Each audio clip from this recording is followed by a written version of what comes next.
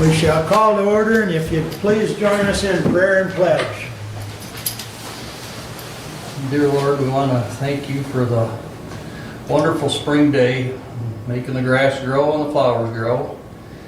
And please help us make good decisions today for the whole county. And amen. I pledge allegiance to the flag of the United States of America and to the republic for which it stands, one nation, under God, indivisible, with liberty and justice for all.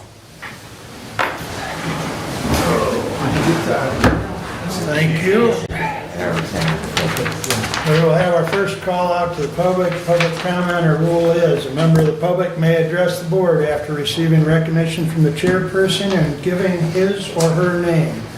Public comment shall be limited to a period set aside at each meeting for such purpose, and each speaker shall have the floor for no longer than 5 minutes unless the board grants an extension. Board of Commissioner Rules of Procedures and Bylaws 5.13-3, and we also ask you be respectful. Would anyone like to address the board at this time? I would. Okay. Approach the podium and state your name, please.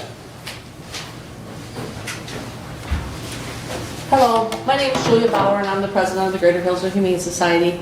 Basically the reason why we're here was because we had understood, read in the paper, that you were going to be discussing with the Sheriff's Department about animal control on April 15th. We don't see it on your agenda though, so we don't know if you're discussing it or not. That's the main reason why we're here. Normally, we don't interact during public comment. That's part of our rule. However, I will bend that rule slightly to inform you that that is a separate meeting this afternoon at Branch County. Okay, because we've been to Branch County and to the animal control officer and had a meeting with him, and he said he wasn't invited to that meeting. So is it just a meeting with the commissioners of each county? Because the Branch County Animal Control knows nothing about that meeting. It is Mr. Benzu, myself, the sheriff, and the sheriff from each prospective county. Okay, so not animal control in Branch? No, ma'am. Okay, so the reason why we're here is because we're being discussed in the paper and there's things being written in the paper and we haven't been invited to the conversation. So I guess my question is, who do we talk to? Call me after the meeting, Okay, can I get or phone number? tonight, or whatever. Okay. Can I approach you? Yep, you're fine. Thank you. Thank you very much. That's why we're here, so. Yep. Anyone else wish to address the board at this time?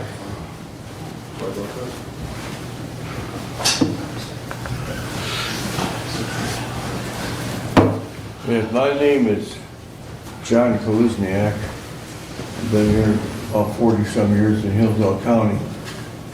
I'm here basically to ask you to consider funding this lady's board. I went to get a dog the other day, and I understand they operate it with no expenses and no funds at all. I can imagine them coming to work every day, using their own gas money and stuff, taking care of a situation where I think that what I'm asking you to decide is it necessary? Is it a necessary thing? Do we need that kind of a board, animal control board? When I was the police chief here back in 1984, we had an animal control officer. And I think that you should consider this, that every summer for sure, I get dogs and cats dropped off around my house. And if those dogs and cats didn't have some place to go or didn't have somebody to take care of them, we'd have a mess. I guess it doesn't take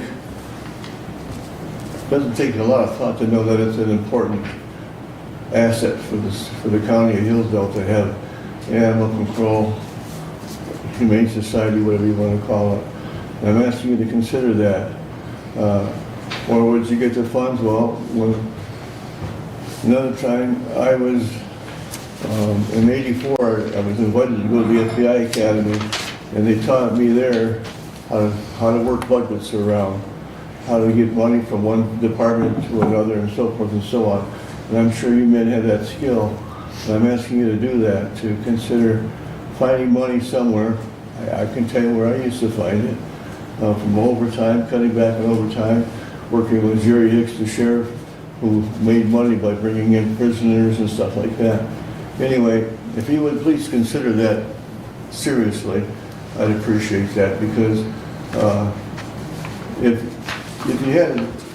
we didn't have this organization, we could have packs of dogs running around, people dropping them off all the time. I know that's how I got my cat. Showed up at the door starving, little kitten. And my wife said, don't feed him. I said, well, I gotta feed him, he's starving. And she said, well, he'll stick around. I said, well, that's okay. And he did, and he's full of a lot of love. So please consider that some way to find some funds to put it in your budget for these folks, for not only salary, but for operating expenses too. Because it costs a lot of money to take care of those animals, and it is a problem. I don't know if you've ever had them dropped off around your house, but we sure get them around mine. Thank you very much, gentlemen. Thank you. Thank you. Anyone else wish to address the board at this time?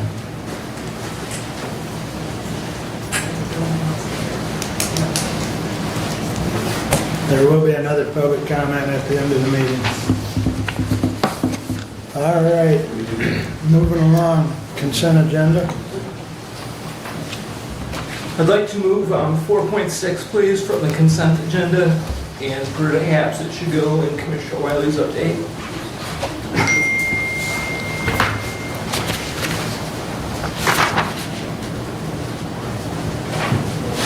You want to move 4.6 down under me? Yes, please. And with that, you'll recommend approval? If you did, I didn't hear it, Doug, I'm sorry. I do have another statement. Okay. I would move that we approve the consent agenda with that change. Thank you. Moved and supported. Any other additions or corrections? Hearing none, all those in favor signify by saying aye. Aye. Opposed, same sign. Correspondence is listed in your packet. Any comments on correspondence at this time?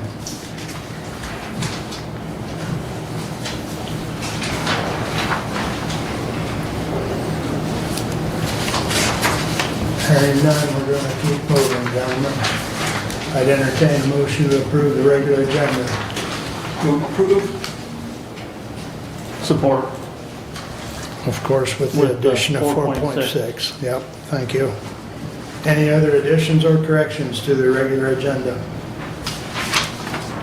Hearing none, all those in favor signify by saying aye. Aye. Opposed, same sign. Regular agenda is approved. Standing order. Good morning, Mr. Wheeler. Morning. I had first handed out some hard copies. I have 2 more. Does anybody want this? I meant to email you, Nick. Thank you, Bill. Thank you, sir. Good morning.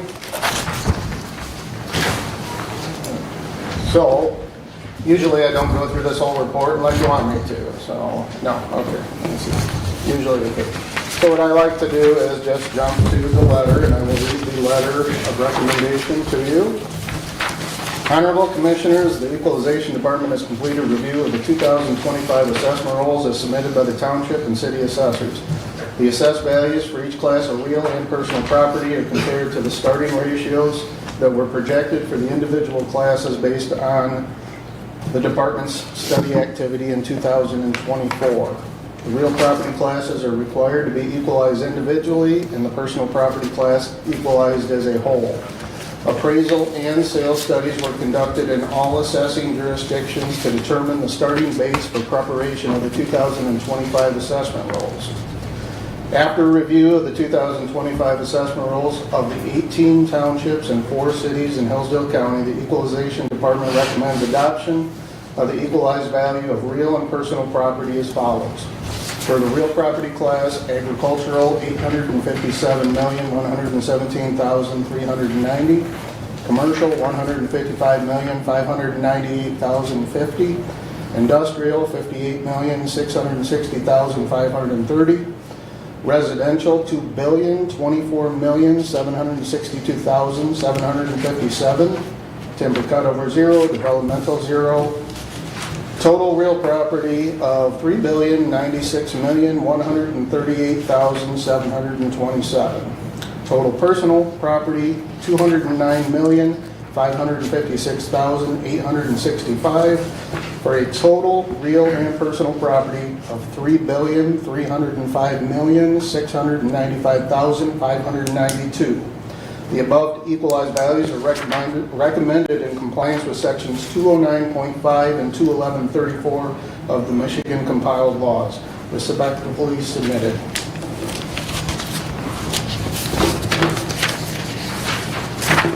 Well, I would move to accept the report. And I'll support. Okay, now we can discuss. So with that, I'll take any questions or comments or... Mr. Chair. Go ahead, Barry. Thank you. Nick, thank you, as always, for your report, very clear, very concise. Couple questions for you of that residential property. What is the valuation, if you know, and I'm not trying to put you on the spot, of that is exempted under the fully disabled veterans of the county? Okay. As of right now, keep in mind, that is as of the close of the March quarter review, so there probably will be other exemptions approved throughout the year because the assessors have that authority. So I did a report here as of the close of the March quarter reviews. Let me make sure I'm looking at the right year. The other report. So as of right now, there is 17,486,370 of that value is disabled veteran exempt. So, and most of that is residential. There might be a handful that are like agricultural properties. Yeah. So. And the reason for my question, not to throw any shade on those, veterans who honorably served or disabled on the service of our country. It's more to one of those continuing themes that I have for the legislature.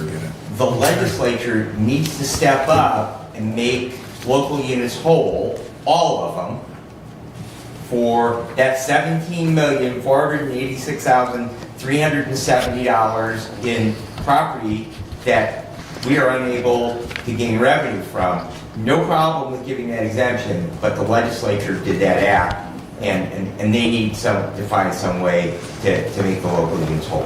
Just to clarify. That's the equalized value, that's not the taxable value. To clarify on Okay. that was the equalized value. We're kind of focused on equalized value. Right, I understand. Meaning taxable value. I do have a tentative number for taxable value. Okay. though. And that's 11,281,465. So Okay. to your point on Yes. the impact of the tax revenue, that's the number. Okay. And it will grow. And it was just last year, I believe, right, that veterans exemption figure was included in the equalization report. Prior to that, those figures were not included in the equalization report. Yeah.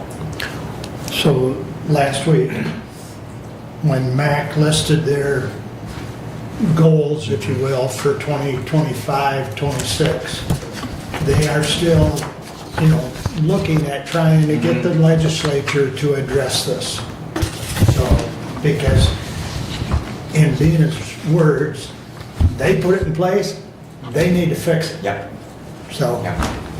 And just for general information, and particularly Commissioner Collins, a few years back, this board created a policy because there are some things, grant assessments, things like that are not exempt. And so consequently, those tax exempt veterans need to be aware that they owe those down, and they can be a couple of bucks. Yep. And speculatively, you could have your property foreclosed because of $3 or $4 in drain decking. So we have made a policy of this board that we have a report generated by the equalization department that then comes to the Board of Commissioners and the treasurer so that we can make our local units aware of any of those parcels. So, you know, we have looked at that from that standpoint, but thank you, Commissioner Wiley, for that update, because that, you know, that is something all the time that we have, that the legislature finds little ways either to force us to do things like material management and not pay for it. They're doing their best at least not to. Or like this, where they short us on revenue, so thank you. My other question was, on the personal property, does the 209 million there, does that reflect that exemption? It's $70,000 or $80,000 that the legislature passed several years ago. Does that reflect that exempted property in that as well, in that total No, number? the exempted property is zero, there is no reflection. Okay, okay. That would encompass, at this point, the majority of that is still probably in the wind turbine properties, and then larger manufacturers and larger commercial. That's, I assume that a large portion of that was the wind turbines, and soon to be the solar projects. Correct. Thank you, sir. And Nick, for the most part, these numbers were all reviewed by the local township assessors as well, and individuals had a chance to attend a local board of review and contest those values. Yeah, that's part of the whole equalization process. It starts at the local level first.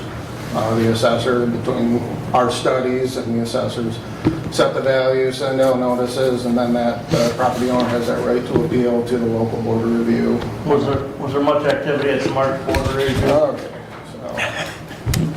so in 2025, I just ran the report. There were 215 total appeals countywide, and of those, 114 got some kind of action done on those as far as reduction or increase. There are sometimes people come in because they feel their value is too low. I'm not telling you, but that does happen. Well, they're gonna sell, so they wanna. There's probably usually a reason, and I'm not saying that's not a reason. Either refinance or sell. So yeah, 215 countywide, so that's spread over the 22 municipalities, 4 cities, 18 townships, so. I don't have those books. What was the number that actually had some changes made next? 114. So just a little over 50%. Yeah. And it looks like those changes were just under $2.5 million worth of reductions, total aggregate reduction. So, and on the taxable side, just over, or just under 2.2 million. So. And that's a lot. That's a lot of relief. Some of those could be in poverty exemptions because the poverty exemption still has to go through. But where those are, we'd have to do a deeper dive and see what each property, what their case was and what the result was. So, well, we don't generally get into that at the county level. But I think, Nick, you know, as we've talked in years past, and people they don't take the time to go to the Board of Appeals when they've got a problem. You know, the proof is pretty evident that the process works. So I can't stress enough to the public that, you know, if you think you've got a problem or even a question, utilize that process. Well, start with your local assessor. Well, this is true too. Yeah, you know, most times. A phone call to the assessor a lot of times takes care of the issue. So, Many times there's something very obvious that is going on there that needs to be addressed. You gotta think about it, the assessors in the smallest unit are still looking at 500 or 600 parcels a year, so. right. Go ahead, Doug. So the page that I really appreciate, Nick, in the document is the trends. I just really, from 215 to 225, that 10-year period, seeing the change in all the townships, and the total in the county is, you know, to me, the best part of this document. So I want to compliment you on that. And, you know, it's really quite evident that there is growth and there is change in Hillsdale County. At one time we didn't see it. In late 2000 or 2010 area, those trends were going down, so. Yeah, I would like to get credit for that, but I kind of stole that report. That's how I got our numbers, so. All right, any other questions or comments? We do have a motion on the floor, we'll do a roll call to approve the report and put it on file. Commissioner Wiley, Yes. Commissioner Benson, Yes. Commissioner Leininger, Yes. Commissioner Ingles. Yes. Commissioner Collins. Yes. Passes 5-0. Set Yeah, we're on a roll. the standard for Commissioner, I would just like to take this opportunity to thank Director Wheeler and his entire staff for the work that they did, and all the local assessors and board of reviews for their service to their citizens of the county in this process. Thank you. To finalize, there are some reports that based on the approval today, Commissioner Wiley and Abe get to sign. I sign and they sign. And then various reports I will upload to the state's website. So it's not done, the process, even though 2025 is kind of, it kind of goes on. We're already starting our 26 studies, but I just appreciate your time and thank you for the approval. Very good. Let me know when you need. It's got them. Okay. And the state's already sending me delinquent. The first thing this morning, I get a bunch of emails saying I'm delinquent in 23 reports that aren't due till next Monday. So, I have a good start. All right, thank you, Nick. All right, moving right along. Julie, it is your last report. And happy retirement, right? Thank you, yes, thank you for the well wishes. Good morning. Good morning. You have my report in front of you. I won't read through all of it, but just as a reminder, the report represents funding from October 1st, 2024 through February 28th, 2025. And this report shows spent funds. It doesn't represent all the funds allocated or awarded for Hillsdale County. It includes the Older Americans Act funds, and just as a side note, our contractors are permitted to submit transfer requests, which allows for budget flexibility within the current fiscal year. So for instance, Hillsdale Senior Center can put in a request for fund transfer if there's a need between like home delivered meals and congregate meals, depending on the need that they see in the year. And then the contractors do submit monthly cash requests and budget reports. And then we hold quarterly meetings, at least quarterly meetings, to discuss funding and trends. And I actually meet with the directors of the senior centers from each county monthly as well, just to make sure we're all on the same page and talk about ideas and collaborate on things. The annual implementation plan, we're just starting work on that. I will skip back to the numbers of people served in Hillsdale County, and that is on the back of the report, but that has shown some increase over the last few years, and the number of calls to our agency are actually around 1,500 a month. So that shows the needs of seniors and adults with disabilities in our 3 counties is continuing to be on the rise. So our ACLS Bureau extended our current 3-year planning period through 2026, so it aligns with the state annual plan for aging.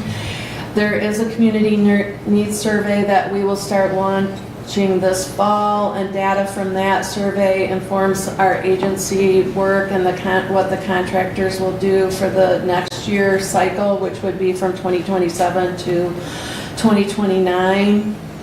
MDHHS just launched the annual planning platform, so we can get to work on the 2026 annual implementation plan, and we present that as well as the budget around that plan goes to our board in June for their approval, so then we can submit it to the state so they can approve our funding.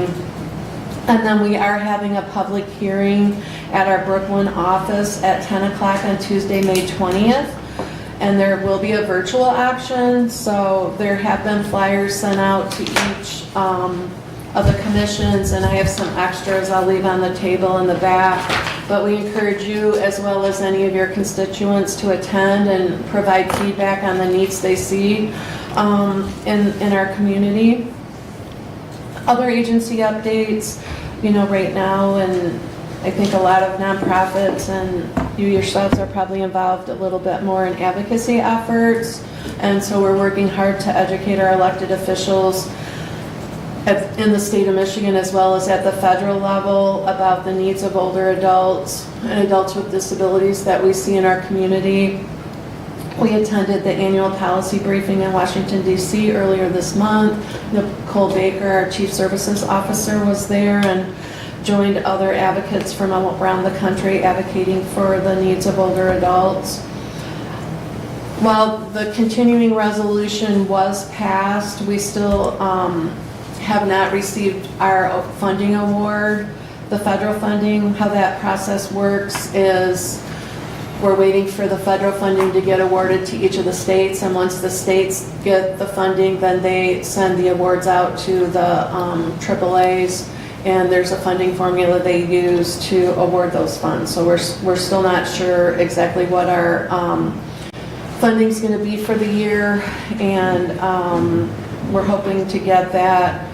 We're hoping the state gets it, they're thinking they may get it early May, and then it'll take them a few weeks to issue the awards out to all the area agencies on aging. Once we get those awards, then we get approval by our board, and then we send the awards out to our subcontractors like Hillsdale Senior Center. There's talk about Medicaid cuts. We're not sure how that's going to impact our services. One of our bigger programs, as we've talked about before, is the My Choice Waiver Program, which is a Medicaid funded program, which is an alternative for older adults to stay in their home with provided services as opposed to being in a facility. Folks that qualify for that program could be in a facility. They have the level of care needs that would make them eligible to be in a nursing home. So we're waiting on that. And then, of course, like any other nonprofit or in these challenging times, we have contingency plans. We're reviewing those, as well as our subcontractors. We're asking them to review their contingency plans in case there are funding cuts so that we can prioritize. We do use our community needs survey with staff, and the input from our contractors if they're in evaluating contingency plans. And basic needs are the top priority, like meals, in-home care, like baths and things like that. So we do evaluate that, and we will evaluate that further once we know what our funding's going to look like. Something that came out this year was a project. It's called No Wrong Door. We applied for that. It was a very challenging application for MDHHS, but we did receive the award along with other entities around the state. Part of our award is going to fund options counseling and the continued SHIP counseling, which is the Medicare/Medicaid assistance program that helps folks that are new to Medicare or renewing their Medicare for their Part D plans have counseling on the types of plans that would work best for them based on their medication needs and other needs. And we're non-biased. We don't work with any specific insurance company or anything, so people can come to us. We give them options, and then it's up to them to make their choices.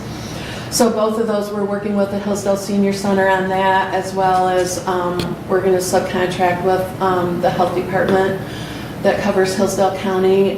They already do some of that work, so we're going to use some of the funding to help them continue the work. Along with that, we have a lot of benchmarks and things to meet, and we count on all our subcontractors to make sure we're serving as many people as possible in the communities, and that's something that MDHHS will be looking at. We just started offering Enhanced Fitness, which is a silver sneakers program at our building in Brooklyn. It's been really popular so far. Classes are being offered on Mondays at 10:30 and Thursdays at 11. So it's an option for seniors to come out and do some exercise. And then, this is partially funded by the Silver Sneakers program, where people can get reimbursed for attending those classes, and then in effect we get some funding to put those on. Our annual meeting is held in May every year, and so that's coming up in May. It's right after our board meeting in May, so it's on, right after the board meeting at 3:30. I think it's on May 24th. And then we have an annual celebration in May as well, where we celebrate a provider of the year and staff and have a speaker and just talk about the great accomplishments and plans for the future. And that's going to be on May 29th from 9 to 10:30. You will all get invitations if you haven't already. The other thing that happens in May is when our board elects their officers. We are expecting to have a couple new board members this year. I think there's 2 openings in Jackson County and 1 maybe in Lenawee County. We haven't received official notice of who's been selected for those positions. They are selected by the commissions in each county, so people can apply through the county commissions and then they are appointed. What else did I want to mention? Oh, another program, and I've talked about it before, is called Navigation Home, but it's really a great collaboration with Hillsdale Hospital. And we have staff members that go into the hospital 2 days a week to talk to folks that they suggest could benefit from our service.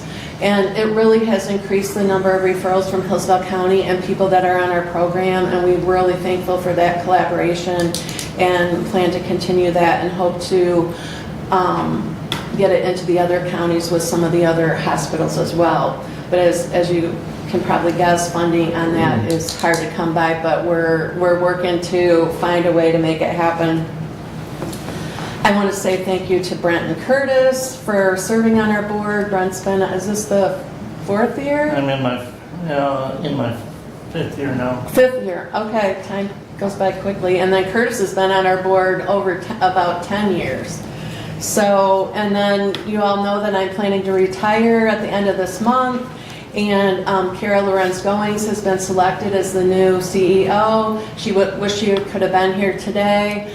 That didn't quite work out, but there's a lot of transitions happening at the office right now. But we are having a gathering on Friday, April 25th from 2 to 4 and invite you all to come. That is my retirement, my goodbye, and hello to Kara. So please stop by if you can attend. We're going to have some snacks and stuff, but it's also a great time to see our building and meet some of the other staff, and we encourage you to attend. So, any questions? That May board meeting is the 22nd. The 22nd, okay. You were thinking about this month, which is on the 24th. Okay. So May 22nd is the annual meeting after the board meeting. So it usually starts about 3:30 as soon as we can get the board meeting business taken care of. Greg will get you through. Yeah, he will. So, questions? Questions, Brad? Can you just talk a little bit about nutrition programs that your agency runs? Obviously, the senior center, they have Meals on Wheels, but I know that your agency does several different areas of outreach within our community. And if you could just talk about senior nutrition and how your agency helps with that. Yeah. So, and I didn't mention, the Older Americans Act is up for reauthorization, and that's how we get the federal funding for most of the meals programs. We get a little bit of state funding, but most of it comes through the Older Americans Act. So as you're out visiting with legislators, if you could remind them that we need that to be reauthorized, that would be really helpful. But the money we get for nutrition, we try not to do any duplication of services, so most of that is awarded out to the departments on aging in each county to provide the home delivered meals and the in-home meals. And so we promote that. We provide actually a dietitian that can help with meal planning for the different departments on aging. And we just encourage, we take a lot of calls and refer back and forth to the departments on aging in each of the counties, but Hillsdale Senior Center specifically in this county, and encourage people to go there for meals. Thank you. I have a couple questions on funding. You mentioned many times throughout your presentation funding, and I'm wondering the types of percentages or values that come from federal as opposed to state, as opposed to local. Okay. You want to help me, Nicole, with that one? Sure. I know like the My Choice Waiver Program is about 84% of our budget, but I'll let Nicole come up and, so I don't want to misspeak. So we actually have been looking at this and done some analysis, obviously, because of the state of all the things and trying to get our contingency plans in order. So if you're looking at about the last couple of years on the Older Americans Act side of things, we run about 56% of our budget on that side of our agency is federal funding versus state. And then we have, we have local grants and other things like that, but if we're talking about the funding that helps some of our direct service programs as well as perennial park, that would be the breakdown. So the state would be 44%? Yeah, right around there. And it's like an average of the last couple of years. Yeah, and then that leaves little for local, so primarily you're funding, that's my The question. local counties, and I think the local counties are about 0.2% for the actual funding to the area agency on aging. Yeah. Our contribution from Hillsdale County, I want to say, is about $4,800 annually. And we do not control any of the millage dollars. We don't have, so how those are awarded in each county. And I know some of the monies that Hillsdale Senior Center gets goes towards meals, but I don't have those numbers. Thank you, and that answers my question. Okay. In addition to that, the agency has also done some partnering, received some partnership contract funds from American One Credit Union, and has done some other marketing campaign type ads like that to help. Also, during the holidays, they have some other campaign fundraising activities to help support those unmet needs aspects of the agency where somebody has a need but it doesn't fall into one of the buckets of the federal funding pools that we have. We have some funds that are available through that unmet needs program that the agency and staff do a great job raising money for. Yeah, the Holidays at Home campaign that happens in late fall and through the end of December helps fund our unmet needs fund, and there's been a bigger increase for things for that. It can be anywhere from a month's rent to a heating bill to need for prescriptions, all sorts of things come in through that. And then we're just starting our campaign for our Safe Haven program, which we hold an event in June, and we raise funds, and that program helps victims of elder abuse. And so that's a program that has really grown, and we've received state and national recognition on that program. And right now we have a Michigan Health Endowment Fund grant that is helping us replicate that program around the state, not just in our 3 counties, but in other counties throughout the state. And without me looking in past annual presentations that you've had, just off the top of your head, what might be the annual budget dollars? For the Total. agency? Yeah. For the agency, it's 28.7 million. Thank you. One of the other things the agency's gotten some great praise and recognition for around the state is the work that the IT staff have done at the agency in working with older adults in their connectivity and helping them learn how to use some of these technology devices that are out Senior there. Center has programs ongoing with, the how-tos of, our internet and Yeah. so on. Yeah, we do that as well, and then we have another side program that's assistive technology, and it's using devices and other tools that help people stay in their home longer and be independent. It can be anything from a special doorbell, it can be a special fork, all the things that can help folks stay in their homes. If you have, a constituent that's interested in that, all they need to do is call our office, and we have folks that can find out what their needs and even do a home visit if it would be helpful to them to have somebody do an assessment and help figure out. Sometimes caregivers find the service really helpful to see how they could help their loved one with a basic task that maybe is a challenge for them. Grandkids and the neighbor kids are excellent teachers for the technology. Oh, they are. The problem is sometimes those grandkids don't slow down enough to actually let you see what they're doing so you understand what they're They doing. knew it was done. What was that? Oh, yeah, I have just a quick story. My granddaughter, who's 3, she picked my phone up and it hadn't locked, and she placed an order for me, so. We shouldn't leave stuff in your cart like that. I know, that was my lesson.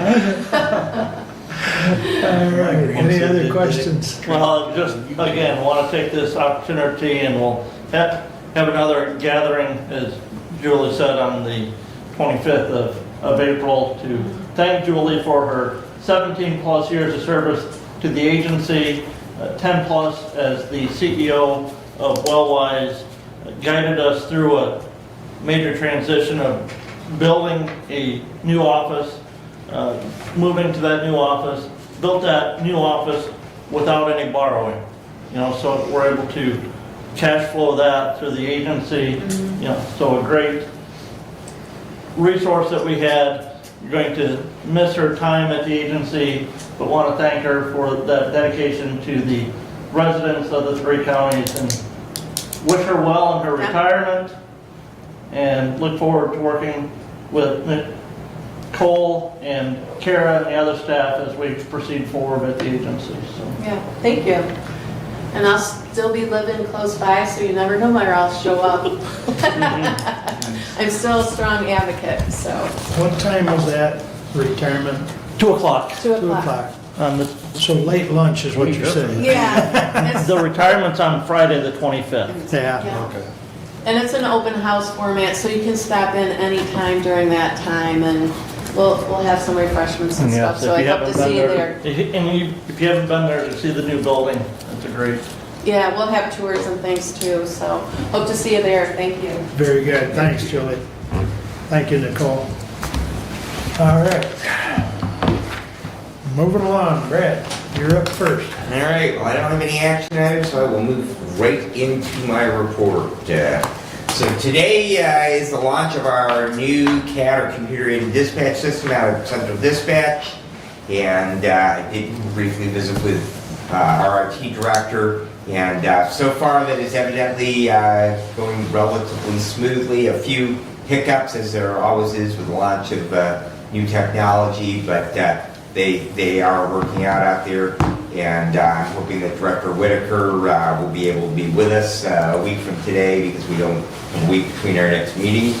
And so he will be with us next week when we make those board appointments, and he can give us an update on how that launch all worked out. So I'm looking forward. I know we had training in my fire department on the iPads that a number of the local fire agencies have added to their vehicles.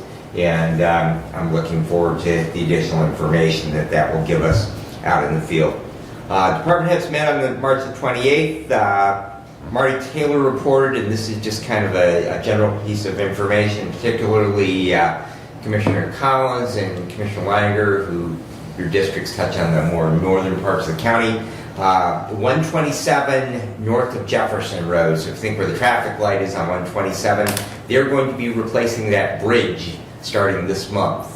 There's already signs. I noted when I worked up in Jackson County, they already have signage up on that. And that is going to be running through November. And they're going to keep one lane open. So one lane will be able to go with traffic control, and then one lane southbound. It is creating and the reason why Marty mentioned it is because it is creating a great deal of consternation amongst the contractor community, because a large number of them utilize that with dump trailers to go to Liberty Landfill. and so that's going to create some additional logistics issues for them in accessing that. But you might just make the public aware, make sure that they're aware of that as you move through your next meeting cycle, that will be through November, and will definitely create some traffic backups on that part of the county. Also at that department heads meeting, just was kind of notable, we did not have any representation from any of our 3 courts. I know we do have a new district court magistrate. Laura Ray was there for friend of the court. She has been very, very faithful, but the other courts were not represented, or none of the 3 courts were represented. And we are hoping that they will join us, because there is a lot of information that is disseminated from the various departments that is very, very valuable. So I'm hoping that we will see them again. Mark and I met with Emergency Management Director Jason Laudermilk on the 28th regarding, and we hear it on all fronts, we just heard it in regards to senior services with federal funding. A lot of the things that they do with emergency management, they are reimbursement grants. One of them is the upcoming, relatively soon, first week of May, Homeland Security Conference. Jason was concerned in regards to registering for that, and the Active Assailant Conference in June, and Mark and I encouraged him to go ahead and get those registrations in, and we would make sure one way or another that those were adequately covered. Hopefully that those funds that trickle down from the feds to Michigan State Police, which are then reimbursed out to all 83 counties to their emergency management departments, that those will come through.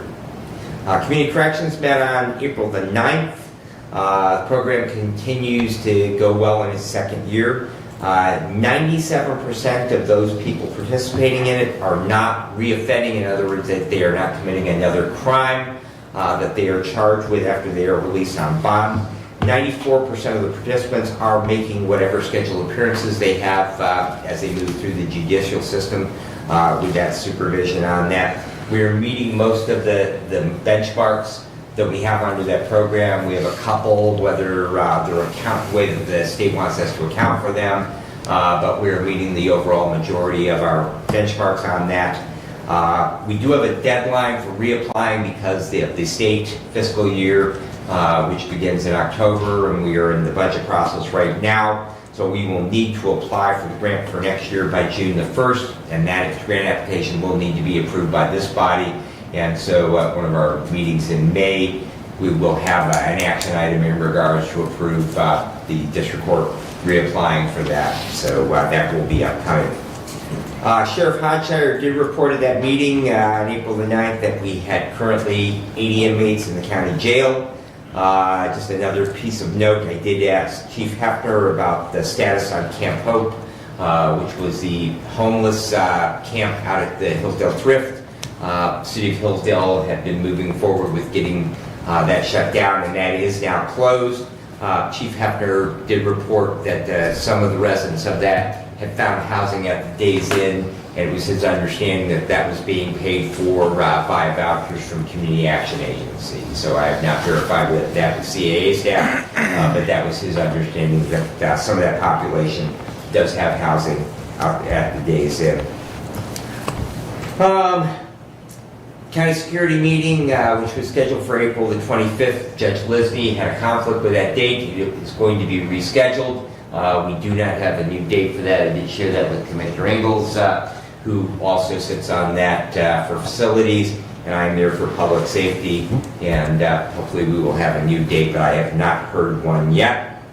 Mark and I do have a meeting scheduled with the Lenawee County Administrator in regards to the Office of the Medical Examiner. I think that's a Zoom meeting, and that will be coming up. And I did want to thank the representatives of the Humane Society. I know for being here today. I know they have not reached out to myself, and Commissioner Wiley, it appears they had not reached out to you. Why they're reaching out to Branch County Animal Control and not to members of the Board of Commissioners, I really don't know. But I would like to just make a note to the public. There's a lot of things that happen in Hillsdale County because we do not have a county administrator. Saving the taxpayers probably $300,000 a year by not having that office, but we do a lot of that work.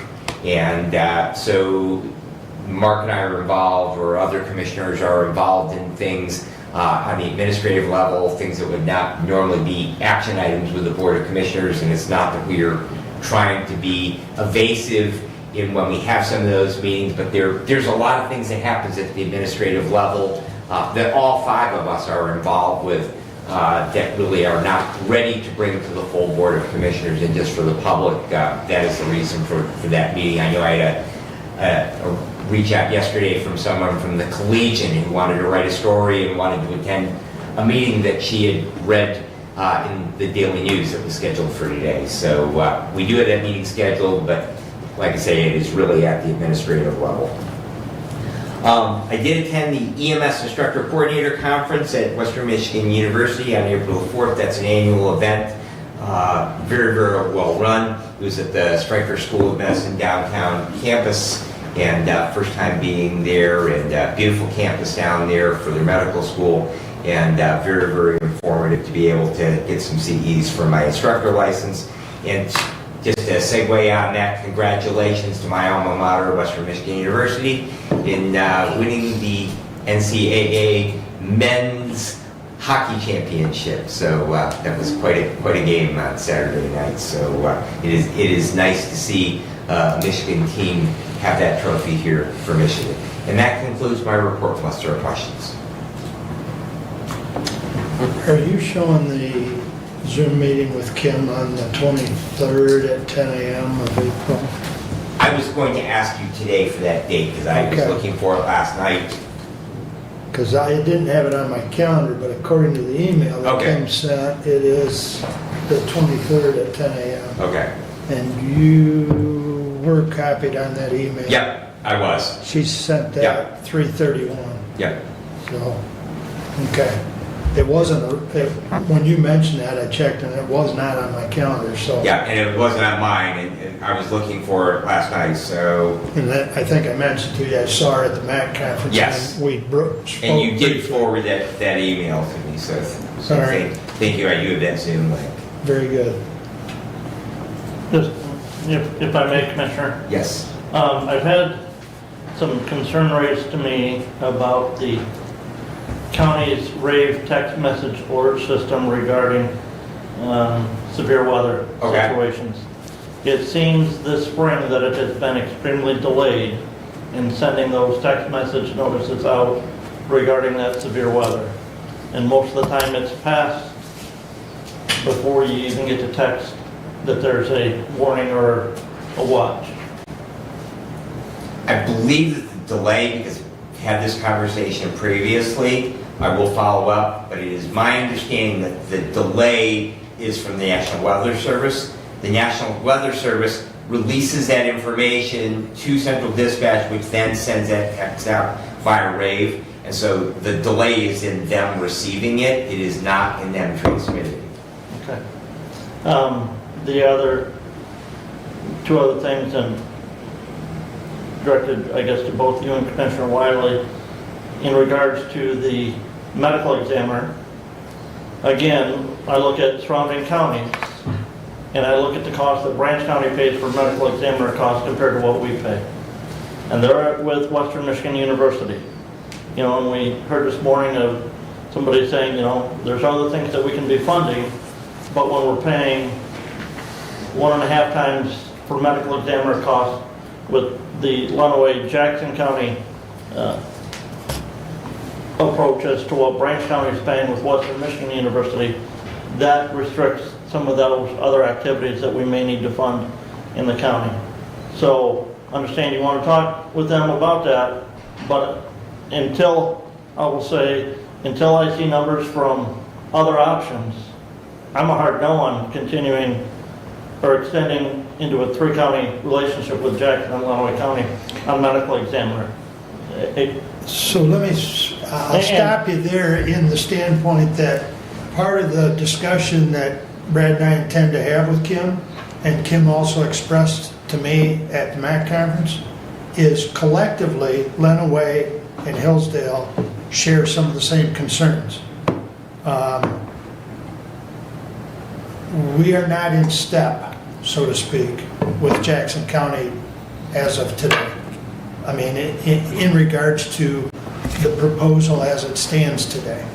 So that's, since we've had a long-standing relationship with Lenawee County, that's why we wanted to have basically just the three of us have a discussion. So, And then the other thing, talking about funding for, what we end up doing with animal control. We do have an animal control officer here in the county. That animal control officer does write tickets. We have an animal control ordinance in the county.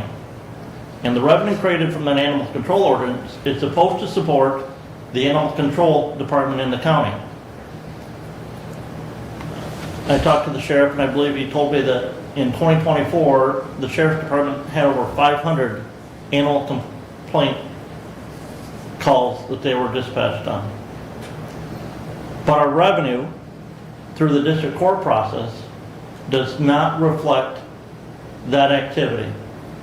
And so I would again stress to the courts, when we have officers citing people for animals at large, that they need to enforce that, because that is how we fund animal control.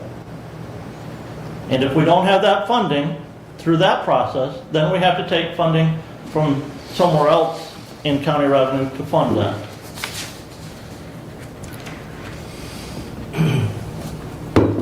well, the district court, you don't want to put all the blame on them because it takes an asserted effort by the prosecutor's office as well. You're right. In the process of enforcing the ordinance and assessing the fines. And,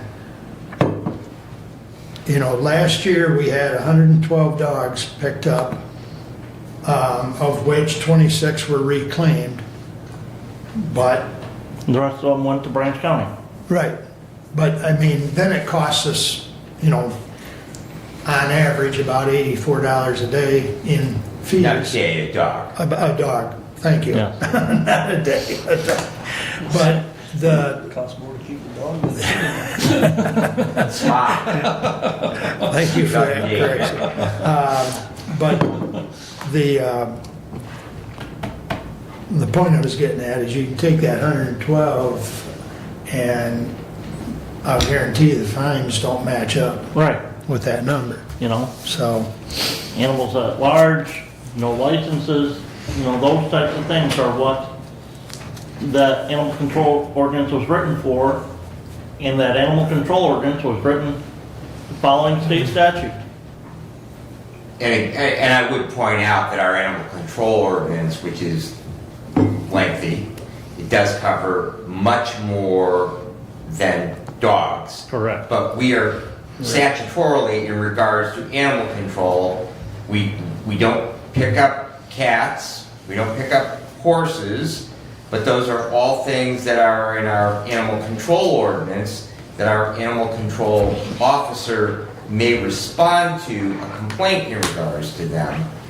It is only dogs running at large that we write tickets for, or other unlicensed dogs, not unlicensed horses, not unlicensed cats, not unlicensed ostriches, because we do have in Woodbridge Township kangaroos. We had a kangaroo running at large a few years ago, but we don't write tickets for them. So, to that, we would have to, look at, but Commissioner Wiley is correct in that it is a multi-step process. It requires, number one, the sheriff to have his animal control officer or deputies investigate those complaints, and they have to make a warrant request. We have to have the prosecutor's office then issue a warrant on that, and we then have to have the court system follow through with that, and if there is a violation found, then the individual will be It's fined. not a warrant, Commissioner, it's a ticket citation. It is a speeding ticket. And yes, that can be written for other animals other than dogs. Yes, you are correct. So, But we are dealing with, the process that we are dealing with is dealing with dogs. no, it deals with other animals too. No. Not in regard to our contract with Branch County. Right, you got it, right. But as far as the ordinance goes. As far Yes. as the overall ordinance. And that's my point, is the ordinance, Yeah. is of those number of animal complaints, we are talking about dogs. Yeah, and circling back to that, I had no idea, unless one of us may have mentioned the meeting at our previous meeting as far as meeting with Branch County. I don't recollect, but how the Collegian got a hold of it, how, you And know, again, that's, And I believe it was in my report that we were trying to move forward with that process of having that discussion. yeah, I'd have to look back, but, you know, that is possible. I mean, we did have a meeting probably a month ago with the sheriff and Correct. a grant writer. And a member of the public, Yeah. a couple members of the public. Yeah, and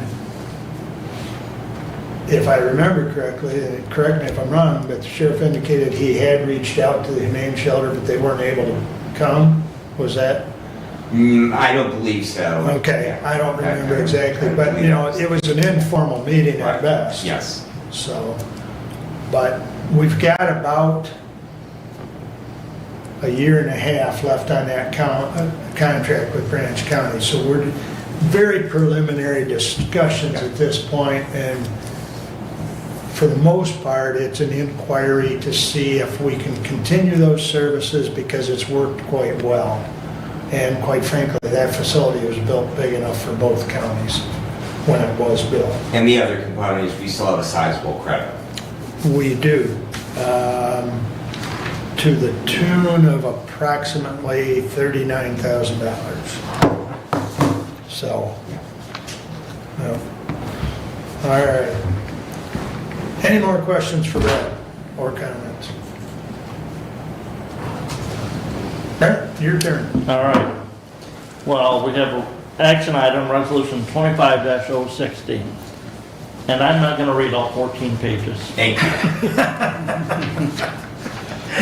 So I will move to approve resolution 25-060 to authorize the county treasurer to proceed with borrowing not to exceed $4.2 million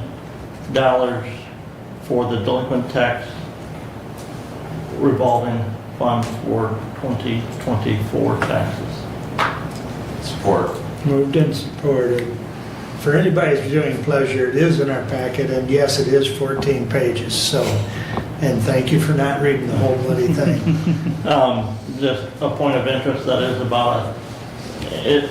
That's not the final figure that will be borrowed because there will continue to be payments made on those delinquent taxes up until the time that is borrowing is done.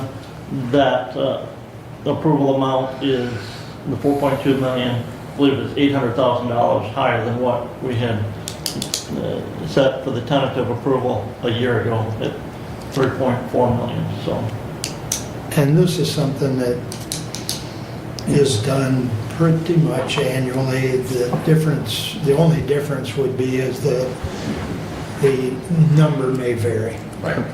And as I pointed out to my units, in reporting this was an action item, that we are able then to make all of them whole. The schools and the townships and the villages and the cities, those taxes that are returned delinquent to the county treasurer, we borrow this money and then make them whole and we collect it.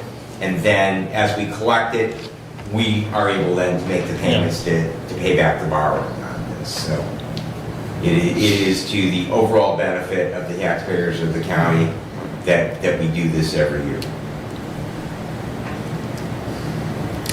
Any questions? Comments? Roll call, please. Commissioner Benzing, Yes. Commissioner Leininger, yes. Commissioner Ingles, Yes. Commissioner Collins. Yes. Commissioner Wiley. Yes. Good Passes trend. 5-0. That's 2 in a row, gentlemen. Please continue, Brad. Talking with the treasurer a little bit yesterday, and she is sick today, that's why she's not here with us for that resolution. There were 18 parcels that were not redeemed during the redemption final redemption processes for the delinquent taxes. I believe the 20? 22, I think. Forgive me on the year. 18 total parcels. I forget the total tax and assessment that were on those. Commissioner, as you said, the delinquent tax revolving note that we just approved allows the local treasurer to keep those local units whole. If those property taxes are not paid, then underneath the tax foreclosure process, the county does foreclose on those, put those properties out to auction. If they're not sold for the amount of taxes that were owed and the assessments that may have been placed on those properties, the local units then do receive a bill from the treasurer for a chargeback against those taxes that we had paid them many years ago to make them whole in that process. So there are, I believe, 2 or 3 in the city of Hillsdale that had some heavy assessments on them that were not paid as part of that process. So those will be going on the tax sale later this year. And those were lots that were cleared because of burned houses. Yeah, the main assessment, right, was the demolition cost that the city incurred on those parcels. A heads up, next week we will be dealing with a resolution from the Drain Commissioner to authorize the Drain Commission to bond for the work that's to be done on Lake Somerset.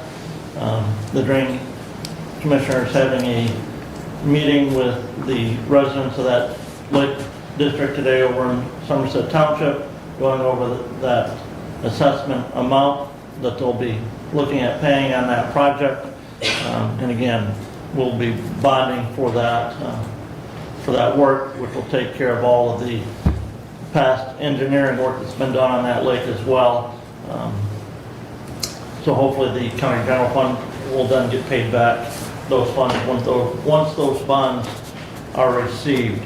The Drain Commissioner is continuing to work with the contractors on the M99 project north of Camden Road. That'll be a couple of stage process, hoping sometime here this month, first next month, to have the contractor get out there that's doing the work on the tile that'll be draining that area from to the creek, and then the M99 contractor, the one that's actually working on the road, will be out hopefully in June. Date still to be released on that. He's also planning a day of apportionment for the Clark drain, and there'll be a meeting here in the drain office on May 8th for that. Residents in that drainage district will be receiving those notices, and that's for a petition project that was submitted and engineering work has been done on. So we have Board of Health Committee meeting tomorrow.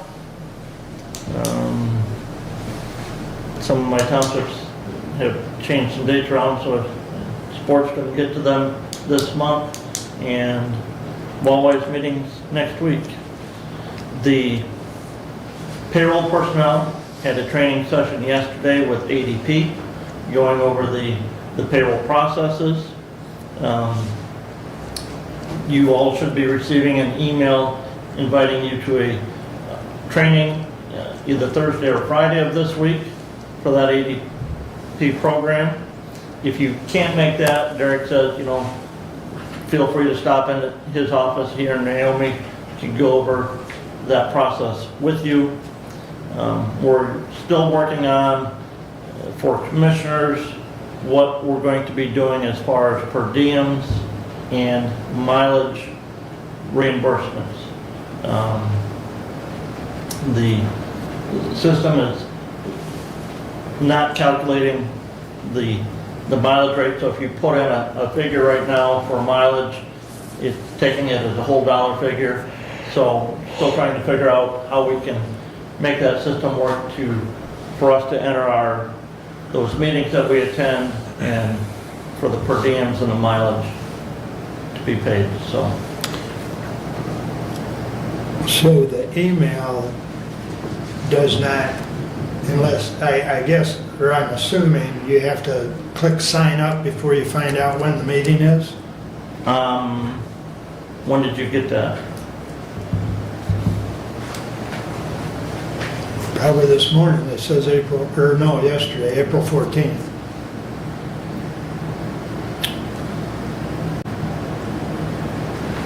Well, I didn't get that one, but I did talk to Derek this morning, and he said there would be an invite to be going out.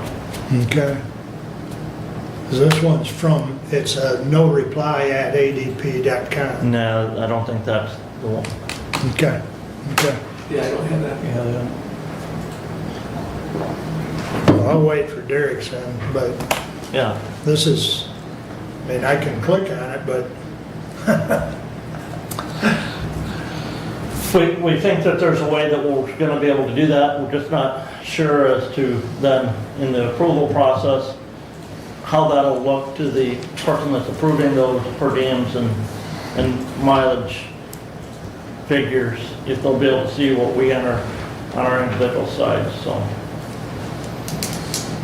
So for the time being, keep doing your Excel spreadsheets on per diems and mileage.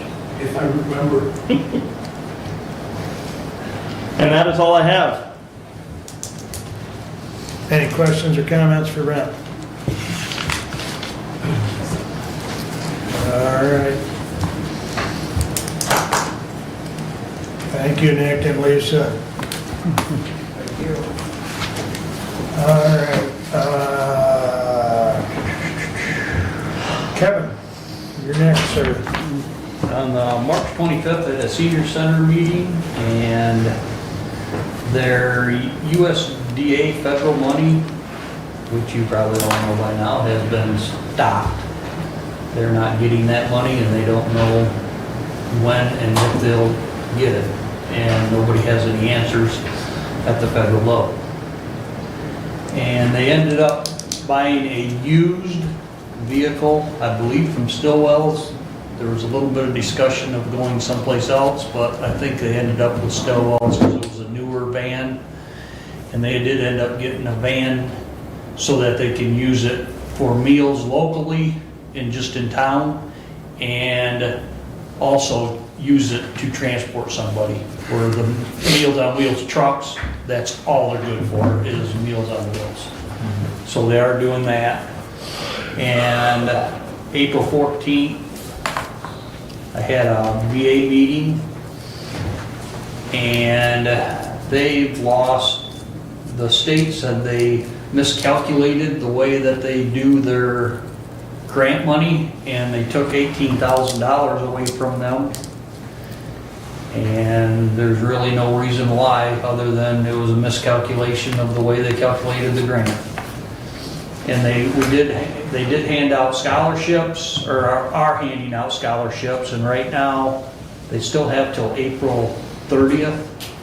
But as of right now, they have 17 from Reading, 2 from Waldron, 1 from Litchfield, and 1 from Hillsdale.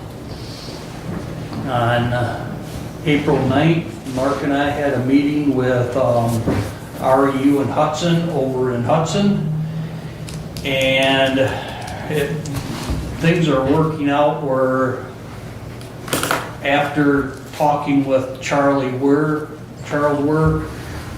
they're gonna just get with Hudson now, so me and Mark will be out of it, and it's all gonna be between them. The only concern that Charles had was with his console.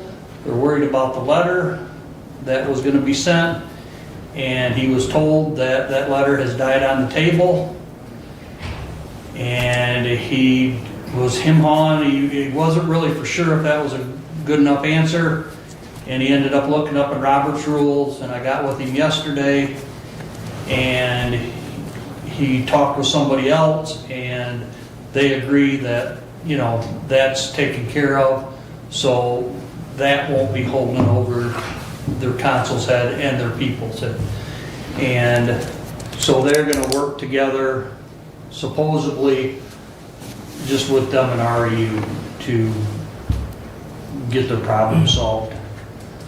And Last night, Brad called me, and I talked with Sandy Valance from Michigan Works Southeast, and they are going to be doing a food bank drive. Our Southern Michigan Food Bank is going to be here every Thursday of each month, and they'll be going to the Michigan Works Southeast in Hillsdale from 10:30 to 12, and then they'll be going to Litchfield from 12:30 to 2. The only requirement is they'd like you to be needy, but they're not gonna make you bring anything to show you're needy. And also be a resident of Hillsdale County. Sandy said they might ask you for your ID to see where you do live to make sure that you're not out of the county. And that's all I have. If you have any questions. And just to clarify, it's the third Thursday of each month through October. Third Thursday. What did I say? I think you just said Thursday. Oh, I didn't hear the third. I didn't hear the third. Third Thursday, Yeah. if I didn't say Yeah, third. it'll be once a month. Yep, third Thursday of each month. And this is the first month that it's happened. Go ahead, Don. I do have a question. You mentioned, Commissioner, the letter of termination that died on the table. Did they talk at all about the letter that started that whole process of That has been rescinding discussed, service? that has been discussed for several meetings, yes, we have. And have they And- pulled that? No. But I mean, it's, that's the whole reason that letter of termination was written in the first place. yep. Well, what came out of the meeting on the 9th basically was, it was kind of a give and take. If in fact our letter is dead, which it has been determined it is, that they would do an earnest effort to, the two bodies, work out a new mutual aid agreement. So that's pretty much So the services, though, in the meantime, are still intact. There's been no gaps. There's been no delay, no gaps, no nothing. Yeah. correct. The only thing is between Hudson and REU. And we've finally got them to where they're talking face to face now instead of sending letters and, and they do have who's the guy, the head of the REU board? Terry Osterline. Yeah, he is in on it, and so is Charles Wiggers. And so And Charlie is working it the out. city manager for the city. Yeah, of city Hudson. manager. Yeah. The acting city manager, or the interim city manager, that's what his phone calls, his phone thing says. He's still the police chief, is he not? He used to be. Okay, He he's used to no be, longer or he police is, chief. I don't know. And that's because he actually lives about a mile from me, so, but, Yeah. I know it still says interim on his Yeah. phone, so I don't know if he's, but I've heard that was like 2 years he's been in the interim city manager, so. And back to the Southern Michigan Food Bank being there at Michigan Works Southeast, you said they may need to show photo identification that they're a Hillsdale County resident. If somebody doesn't have a state ID, can they still obtain a county-issued photo identification at the clerk's office? Yeah, and I don't know if I heard where that was in Litchfield either. It's behind City Hall, Okay. So, in that parking area So, there. yeah. City Hall Fire Department, I don't know if they're working out of that, or, if they're working out of the fire department, or, They will be in the parking lot behind City Hall. Okay. And I will say, we have not been given that identification feedback for Litchfield, so just a clarification there. but yeah, so if somebody does need photo identification, they don't have to go to Secretary of State's office, they can go to the county clerk's office and obtain that. and Sandy explained it, or did you explain it, Rick? I think it was Sandy, that they give you boxes and you get to pick the meals you want. Like they'll have chicken tacos and it's in a box. And you tell them how big your family is and that's what they give you is a box to feed your family. But they say,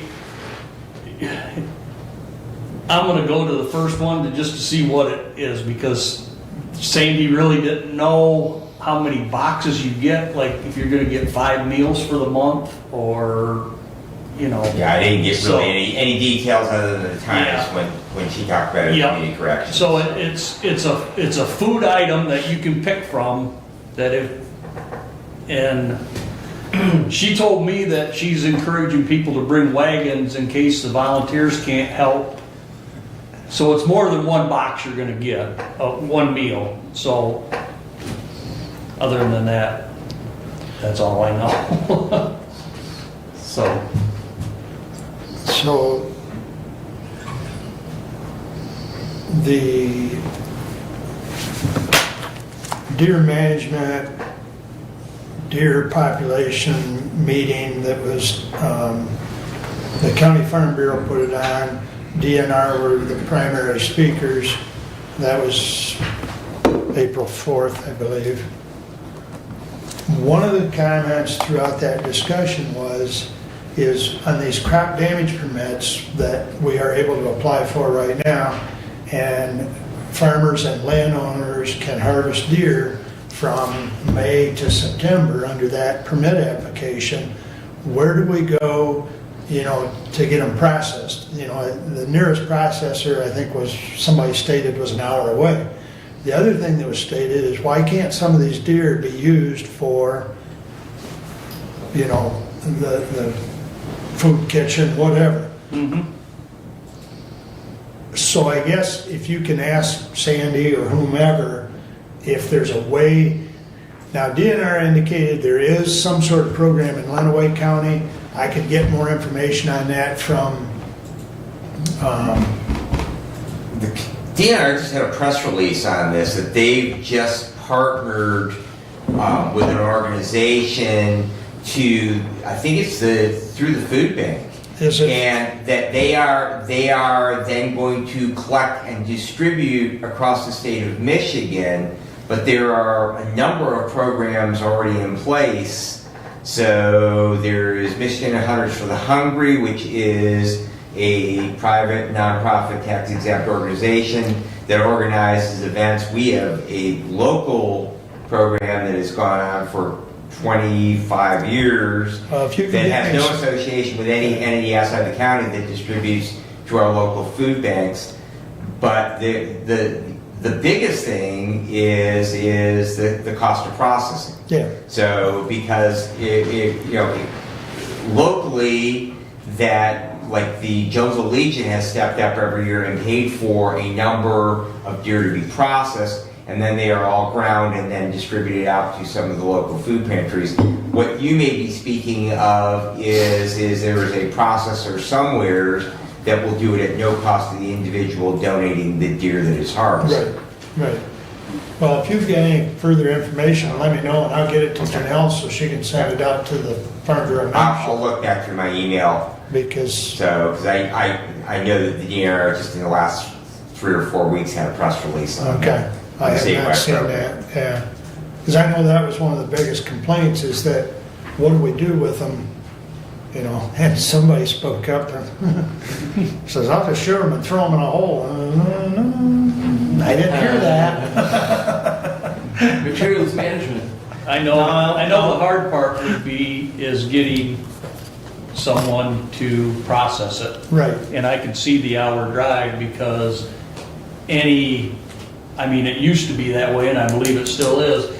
Any butchering place that butchers deer during hunting season has to close down and do no processed meat for anybody other than just deer. Or have a separate line. I think, like Jerome, they run a separate line for their custom work. well, No, they shut their customers down. they shut their customer during line deer down for the first, at Yeah, least for the first 10 days or Or something. more. Yeah, I think they try to process a lot to get them through that, and then through the hunting season, and have it in the Yeah. coolers. The issue you have, though, is to go to a food bank, it's gotta come from a USDA It inspection. has to be USD and it has to be the current year. so anyways, it was a good meeting at the Sportsman Club. Conservation Club. Denver Conservation Club, and they put out some good information, but that was one of the biggest, concerns. It's less of a concern when there's another set of permits that's issued from September to January, which is population management. And there's more availability of processing in those fall months, or at least there seems to be. Unless you've got a couple hunters like I've got, they cut their own up, so it doesn't matter. But anyways, Sadly, those cannot be donated. right, exactly. Any other questions or comments for Kevin? Doug, you're up next, sir. Thank you. Before I do my action item, we have today representatives from the Hillsdale Farmers Market. If I could ask, we've got Vice President here today. Farmers Market is coming up soon, and typically the Board of Commissioners approves the site during the summer, or the location, and I did ask Fraser to come in today, so thank you. Good morning, Commissioners. Thank you for your time today. The market is coming up rapidly this year from May 10th to October 25th, every single Saturday. Our attendance and our applications are more than we've ever had, which is great, but we are highly restrictive on who we allow into the market. We want them to be localized to Hillsdale or surrounding counties only. It's very important that it's all made in Michigan. There's no out of country or anything allowed, period. So we really restrict those terms, which really gives us something consistent to work with on the property. And we appreciate the years we've had. We know over the past couple of years we've bounced around a little bit throughout the city, but welcoming us back last year and kind of giving us our home again. With the construction and all, we very much appreciate that, but we are very much looking forward to getting back to the full lot with your approval. So we really thank you for everything you've done through all the years. So no tariffs on the products, because they're all local. We're all local. I think we're going to be busier than ever. Our counts have gone to the thousands of people that come out of county, in county. Not only do we support all of our local businesses, but it brings people down for the brick and mortar businesses too. And they see a huge jump when our markets on the weekends happen. So it's really important for the county. So the location of the farmer's market is the parking lot in the courthouse square. Yes, sir. And you have spoken with Director Finley, and the application process is ongoing, the liability forms. Correct. The secretary is acquiring those from each vendor. Yes. And they will be in hand prior to their setup and so on. 100%. We have all the forms and liability forms ready to go. So, and then we're going to turn those in. He's processing everything that we said this morning. Very good. Go ahead, Brad. To Commissioner Ingles, traditionally we have approved that exclusive usage for the farmers market by resolution. Was your plan to have something maybe for next week? I do have a motion that I will bring right now. I do not have the resolution. No, that, I know there's no resolution, but at least a motion we can follow up. So, and my only other comment is as we're glad to have you back. Thank you. And my wife will be celebrating her third year retired from the market. So, but just historically, that we had some ladies who went to a farmers market conference in northern Michigan about 18 years ago, and they came back with this crazy idea to start this market. And I know that it has been incredibly well received in the community, and you are absolutely correct. We draw people from all kinds of surrounding counties who come to Hillsdale, and they spend money not only at the market, but in many of our other local downtown businesses. They get their coffee at Chili's or Checker John's, and then go stroll through the market. And they have been huge assets. So glad to have you back for another year. Thank you so much. We appreciate it. So we're looking very forward to it. And I know a lot of our vendors, again, they appreciate the opportunity.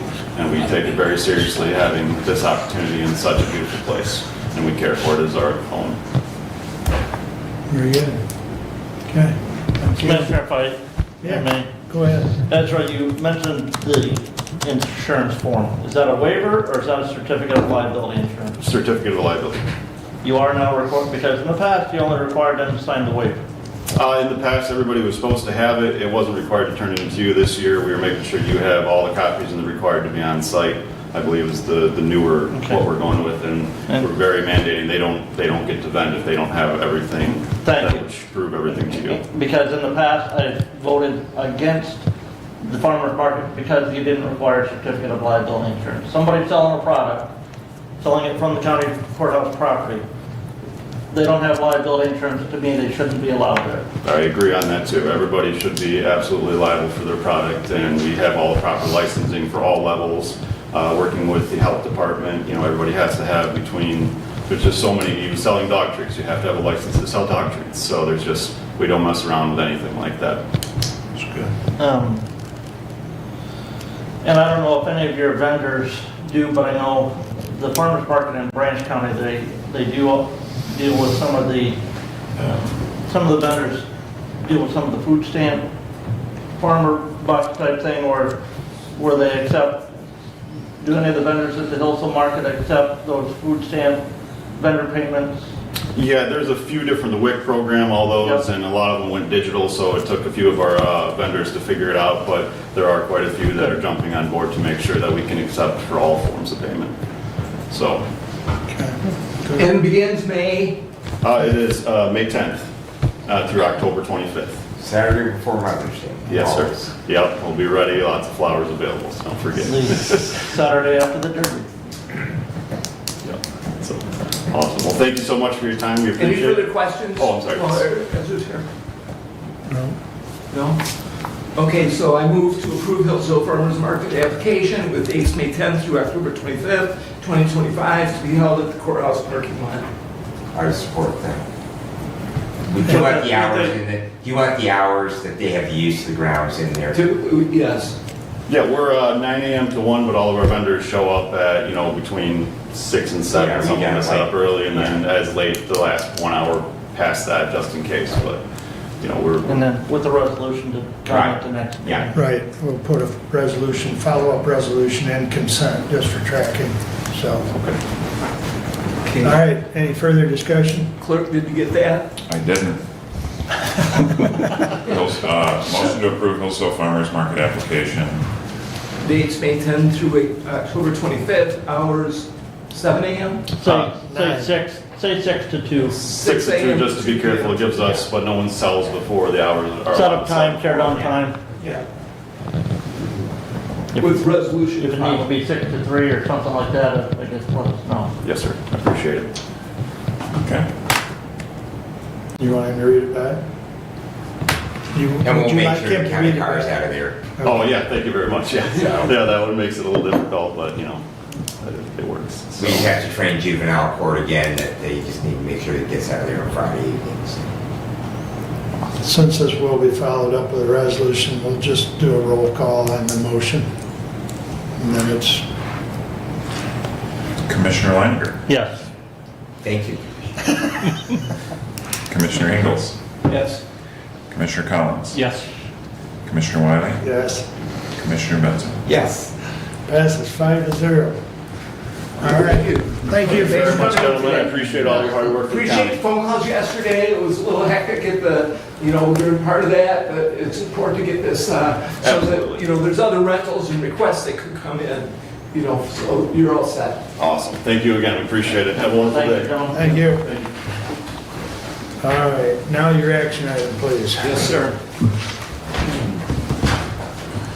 My action item, Resolution 25-056, April 15, 2025, to the Honorable Board of Commissioners, we authorize following individuals be appointed to the Hillsdale County Materials Management Planning Committee for the partial 5-year term effective April 15, 2025, and ending December 31, 2030. The names of the appointees, potential Dean K. Adair II, 5-year term, expiring 12/31/30. Pam Benzing, 5-year term, expiring 12/31/2030. Respectfully submitted, Chair of the Material Management Committee, Commissioner Doug Ingles. I'll support.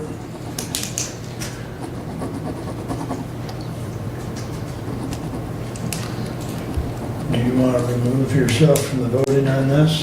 There is no reason. In fact, I reviewed because Just there ask. is, you know, and I'm glad you brought the point up, Commissioner, because there is no compensation for it. So consequently, the only reason to be removed from that statutory obligation to vote on any question before a public body is a personal financial interest. There is no compensation for the position, and Pam Benzing is my lovely bride of almost 31 years. However, since there is no compensation for this, I do not believe that there is any compensation. There's no official compensation, however, as part of the budget that is being presented to the Materials Management Committee, which is potentially being funded by the grant that is offered through the Eagle, is per diem. There could be per diems that are allocated to the members, similar to the per diems we get in our meetings, and so that could be considered compensation. I don't know. And so I would then defer to the pleasure of the board if you would wish me to. The statute actually says that I must remove myself from any discussion of the item before the public body, and should the individual should remove themselves. So if that is the request, I will be more than happy to take a seat in the chair to remove myself from the discussion. Having to do that myself at times, I think that'd be the best, because like I said, I think that, you know, and as we proceed with this, I fully think that those members that serve on that body should receive per diems and mileage for those meetings, so. We're working towards that. Right. Yes. I know that we've got to get to a certain point in that process before that grant funding then is made available. I'll discuss through it, Eagle, yes. but yes. So that is the pleasure of the body that I will, and I fully understand, Commissioner. So. And yes, Commissioner, I think you take the right move by just stepping away from the table, so. As I've had to do a time or two, so. Thank you, Commissioner. Thank you. A couple items Please. before we get to it. One, in the past, we've talked about assigning positions. And I know that is probably a desire of some of the board anyway. I expected that, but here's the request that I make, that the positions actually will be set by the one-year plan that the Materials Management Planning Committee is developing. And I did send that to you just now. If you look at it, you'll see that that those spots are identified in the plan. We have had some changes in the membership because it's a new committee and because it is new information and new growth and new people, and we as a Board of Commissioners will have an opportunity to vote on those positions when that plan is brought to us. The intention is, as we had the bylaws today that we just approved, the intention is the one-year plan will be approved at our next Materials Management Planning Committee meeting, October 24. The first meeting in May will then be the opportunity for the Board of Commissioners to approve the list. And that's what I ask of this board. You said October 24th, I think you meant April 24th. April, yeah, my bad. I don't think you're waiting until October. No, that's true. But my point is that the positions will be defined, the positions will be established by this body. We are still in flux in assigning the positions based on technical expertise. And if, in fact, we define that today, the likelihood of it coming back different when you see the one-year plan is very high. So I would suggest that we accept and and appoint the members. The Materials Management Planning Committee positions the members. The Board of Commissioners approve the one-year plan, which at that point, the positions will be established. Commissioner, I understand your argument. Unfortunately, I will disagree with that because the statute says that you'll have members on this basis. And then we adopted a resolution that says we're going to have members on this basis. And unfortunately, we didn't adopt the resolution to modify that, to change it, to allow us to have just a 7-member Material Management Planning Committee without the Regional Planning Agency and with 2 natural resource representatives. So without a designation, I'm a no. And again, I really think we should adopt that resolution that locally we established the Material Management Planning Committee to make it comply with the statute that says you can either have the 10-member committee that's this or the 7-member committee that is, you know, this, and then go forward with those appointments. Because when we appoint somebody to Lifeways, which has statutory responsibilities that they, you know, must be a primary consumer, we have to designate that they're a primary consumer for that appointment. My comment in response, Commissioner, is this, that when you compare the Materials Management Planning Committee to, you know, an established board like Lifeways, that's not apples to apples. The materials management process that's in transition from Eagle is a moving target. And when we establish and approve the one-year plan, that is the time to button it up the way you're suggesting. Until then, we are adjusting, responding, just as Eagle is. Since I started this in March a year ago, there have been changes in the program through Eagle. And as we have established certain aspects of what we're trying to do,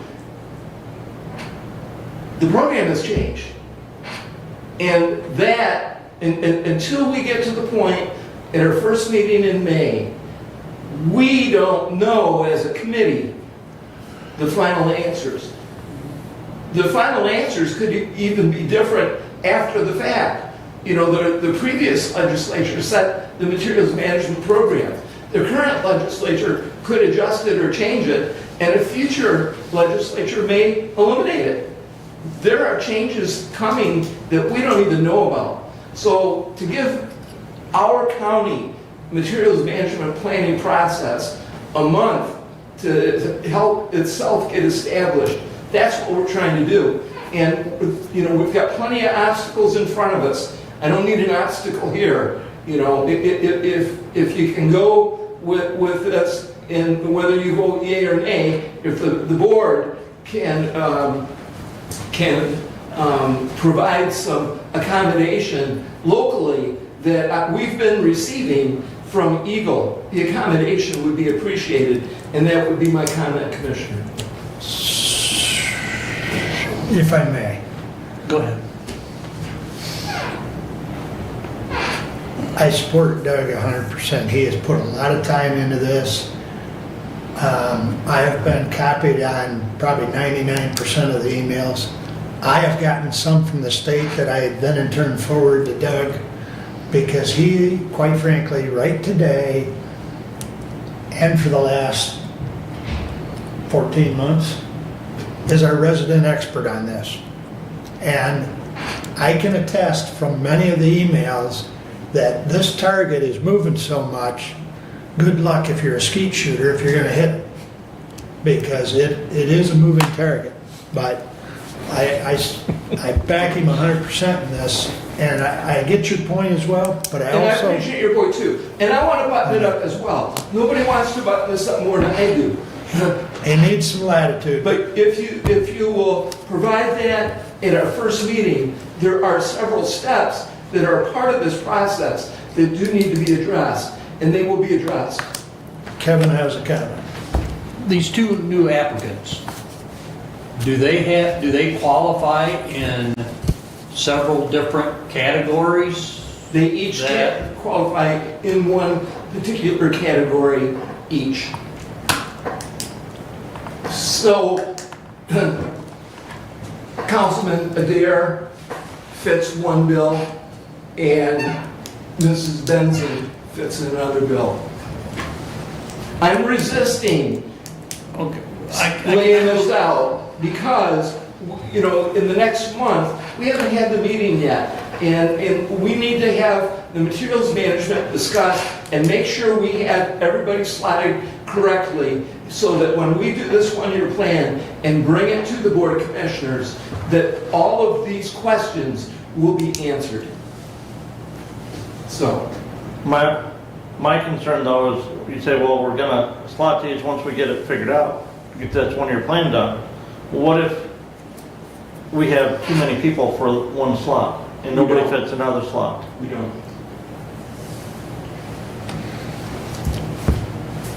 Like I said, I trust his judgment at this point because he is the resident expert, and if him and the committee have a plan, then I think we let it run its course and see what comes up. Very near future, we're gonna have a full list, correct? Yes. So, I think I forwarded a draft of the year one plan, yeah, you know, to the chairman. yeah, I've seen it. You know, if you'd like to follow me around in my footsteps for a couple of days on material management, then you'll appreciate my pain. But, you know, this is, you know, the local aspect of roadblocks is another part of my challenge. And so the state aspect of the bumps in the road I've been able to navigate, and the more challenging one right now is the one in my own backyard, Commissioner. Any other comments before we take a vote? So I have not heard an amendment. You're the one who's bringing the names forward. I would anticipate you to designate the names again, and without a slot, because we have a resolution that says it shall be. One shall be this, one shall be that. And I know I saw in your minutes from your last meeting that the representative from the Jonesville City Council did resign. So, you know, to me, Mr. Adair fits that city representative position.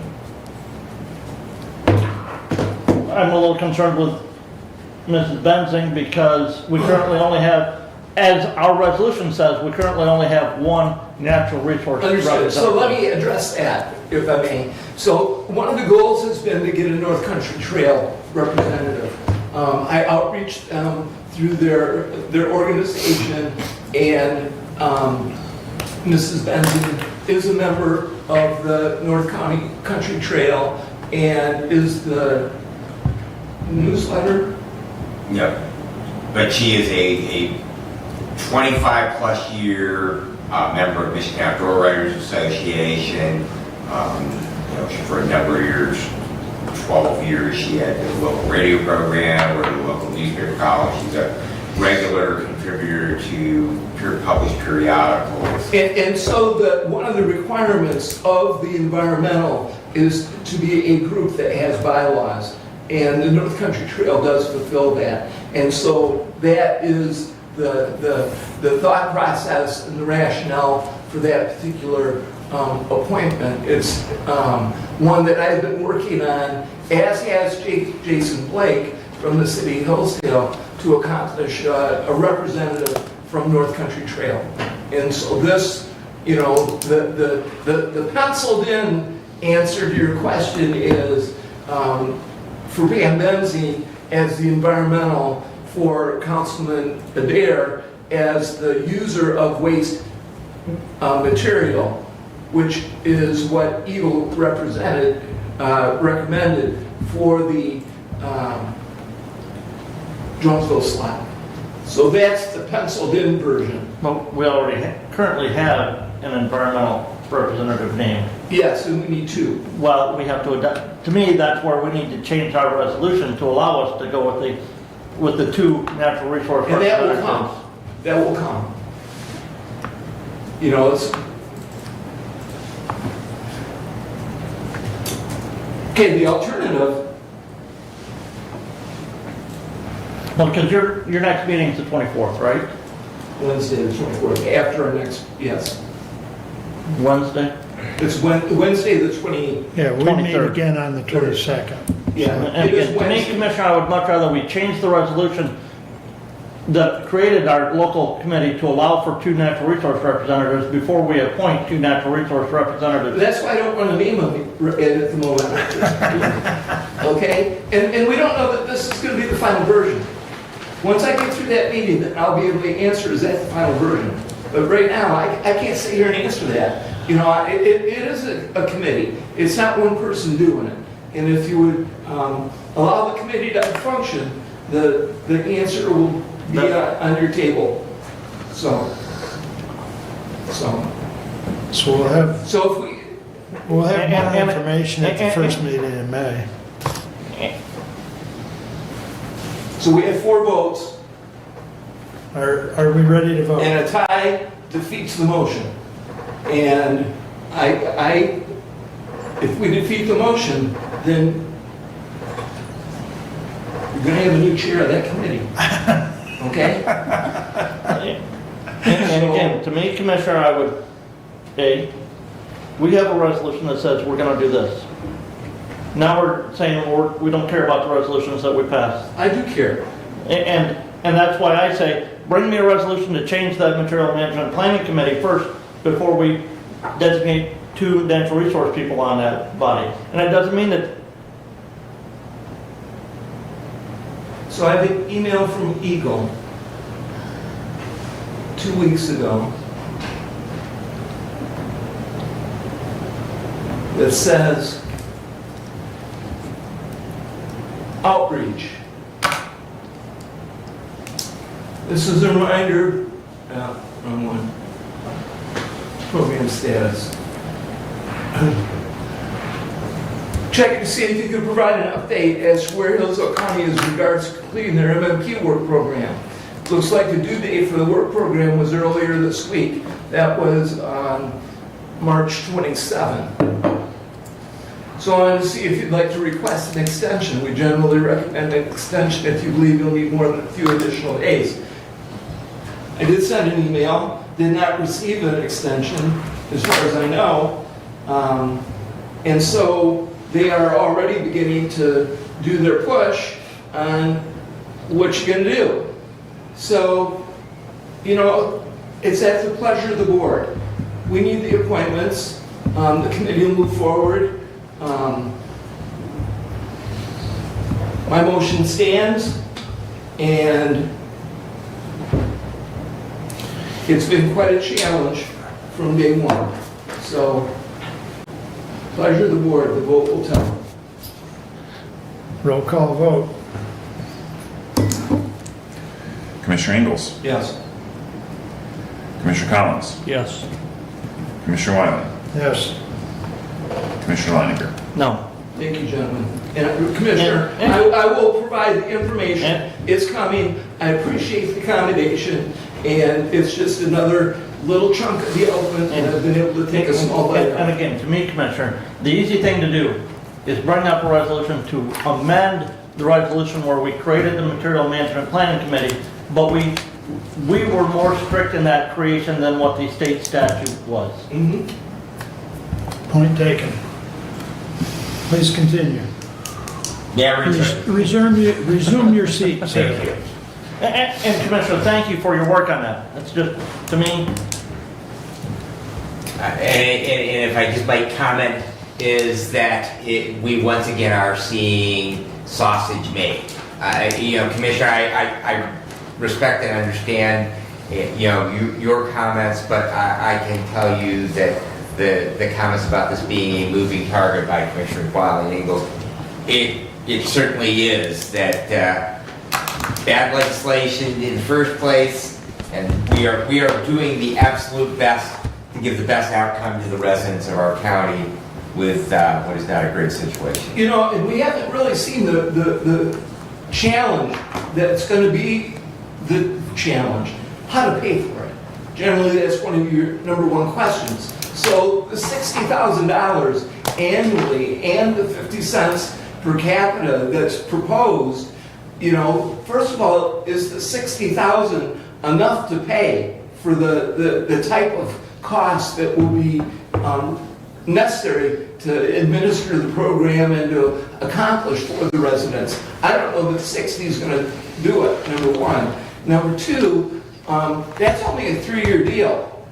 And once the program is established and those $60,000 are no longer available, now the payment of continuing the sustaining of the program is going to be the real question. And we don't have that answer in any way, form, or shape, regardless of whatever resolution we pass. So, it's tough. It's a tough one this time. To me, that's an unfunded mandate for the state of Michigan. And if it's not funded, Perhaps you can work that through our state rep and see how we can progress. All right, moving along. You know, well, if that's an example of the challenges in trying to put this thing together. Right. You know, and the amount of time that gets spent as well, you know, to accomplish bringing the folks to the table even, you know. So, that being said, at the Parks meeting, I've had 2 Parks meetings since we last met. Short discussion on the DNR grant. No action being taken until funding is available. The DNR grant, actually, the dollars are not going to be allocated yet. It could be the October soonest, but right now, for our local parks trustees, until there is some actual dollars, it is remember, it's a reimbursement grant, until those dollars are actually available. I'm sure the Board of Commissioners is acting front money that maybe not there, but the parks trustees as a whole have been in conversation with an architect and engineer daily, and is the name of the architect, and you know, they've got him set up and ready to go, but no action until money actually is going to be available. That's where that stands for the DNR grant. Road Commission has had, again, as well, 2 meetings. There are some of the programs that are in place. Some have been done, so some will be done. City of Reading, April 2 to June 4. Certain roads are to be closed due to construction. If you have any questions, please contact City of Reading for information. Jerome Road will be repaired. Tremendous amount of damage due to frost leaving the ground. If you recall last year, Bankers Road had, you know, pretty much self-destructed and had to be addressed. Evidently, Jerome Road is in that same state where the frost leaving the ground caused major damage to that road. South Hillsdale Road, south of Hillsdale Road, south of Sellers Road, the culvert has been replaced. That should be complete this week, maybe. Yesterday, it was supposed to be down. Yeah. Road was closed again yesterday. So it's current, is the point. The stump drain on M99 was talked about. The contract has been awarded, as Commissioner Leininger spoke about. This is a program that the Drain Commissioner is coordinating. There is no schedule at this time. It's expected mid-July. Some work will begin the end of May, and that will be something that is worked on this summer. Territorial Road Culvert Road closed for 3 weeks to be done in mid-May, to begin mid-May to mid-June based on the weather. The detour for that territorial road closure will go through Route 20 in Ohio, and that is to keep truck traffic on the trunk line. Their negotiations at the road commission with employees is moving forward. Most of the issues have been resolved, still a few to work out. And Heather Boyd has been promoted to assistant manager at the road commission from project manager. That's my report on the road commission. As far as facilities goes, the front of the court project, if you recall, the sump pump has been completed. In addition, the rooms have been put back together, the files replaced, the wall painted. It should be in good shape at the front of the court. And just the other day, the tree has been removed and stump ground in front of the courthouse. And as far as the injury of the guy, he's healing, and he actually did the work over the weekend. So Okay. that's good news that he's healing. And you know, if you recall, he'd fallen. This harness had, you know, Malfunction. weighted the limb, and it's a big problem. But he is healing. And Lucky man. yeah, that was.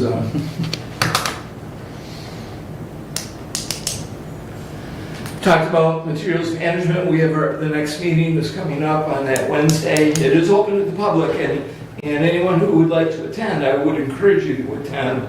It is held here in this room from 6 to 7:30. It is Wednesday night. Is that the 23rd? April 23rd.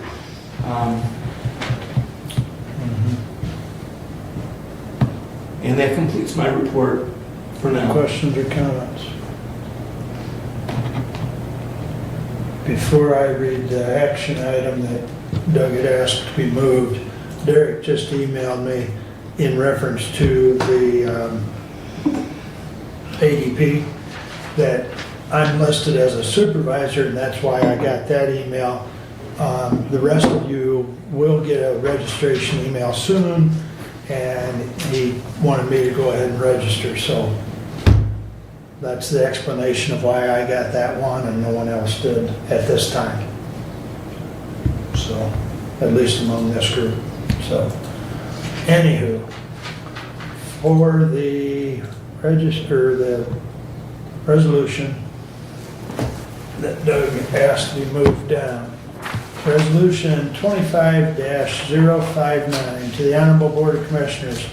Whereas at the regular meeting on January 14th, 2025, the Hillsdale County Board of Commissioners passed a motion by Commissioner Leininger and supported by Commissioner Wiley to approve the funding request for $40,973 from the opioid settlement funds to fund the sensory rooms in public schools as requested. And whereas in communication from the school districts and the opioid committee, it was discovered that there were items omitted from the January 14th, 2025 request for Geyer Elementary and Bailey Elementary in Hillsdale Community Schools District that were intended to be funded as part of the project. And whereas there was never a follow-up resolution for January 14th, 2025 motion, now therefore be it resolved that the Hillsdale County Board of Commissioners approve a total amount of funding for the Calming Corner and Sensory Room request to the Opioid Settlements Funds Committee to include the additional amount of $6,332 for Geyer Elementary and an additional amount of $9,652 for Bailey Elementary, for a total approved amount of $56,957 for the entire project. Respectfully submitted, Mark Wiley, Chairman, and I move for adoption. Support.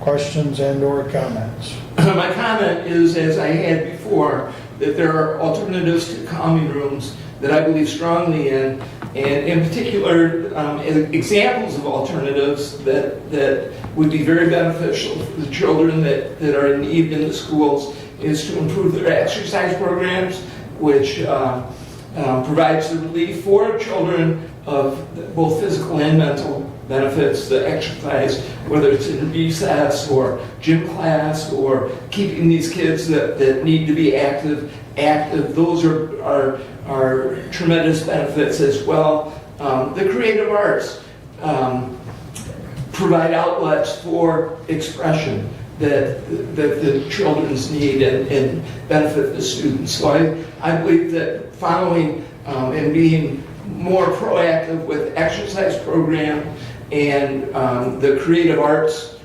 whether it be music or art class, these are the things that help the children in need. And I would promote that kind of a program over a calming room, which takes children actually out of the classroom, potentially, depending on how that room's set up, and it would help so that those kids may not need to be provided a calming room. So that would be my comment. So I believe, and since I don't have Chris's packet in front of me, which if you recall, it was in our packet back in January, and it was about 90-some pages of evidence-based information. And if I remember correctly, there are different activities. The calming room is supervised. They're not just sent to a room and told to hang out. And I do believe in some instances, not all, there were requests for like art materials, if I remember correctly. So some of this is in there, Doug. It's maybe not, each school has requested different items. Some of them are the same items, but they're trying to focus on some of the evidence-based programs that are out there. So, it's kind of a new way of approach, but I do think that Chris supported her case with the evidence, but you're entitled to your comments, and I appreciate that. But is there any other comments, Kevin? I did talk with Chris, not this last meeting, but the meeting before, and kids are not sent down there for 8 hours to these calming rooms. She said on average it's 2 to 5 minutes for the majority of kids just to get in the room, have the person calm them down, and then they go back to the classroom. They're not gone for and missing out on that much. She said it's working very well. It gets them away from the situation that they were in that sent them off into that situation, and gives them a chance to calm them down, and then they go right back to the classroom. They're not holding them in a room and just saying, sit here and do whatever you want to do. They work with the kid, and the more work they do with that kid, the more they know that kid and what calms them down quicker. And it could be just breathing exercises and getting back to the room. Or her. I shouldn't say him. And some of, as Kevin mentioned, some of it is learning what triggers an event, and then the teacher or the worker, a social worker, counselor, they try and figure out ways for avoidance of that trigger. And that's true of any mental health type issue. And some of these reactions that we're seeing of a student being sent to a calming room can be linked back to some type of mental health or mental type trauma. So it's different than when we were in school. So, but Yeah, they don't have gym class, they don't have art, they don't have music. It is different. That's not completely true, Commissioner. I understand, but nor is it completely true.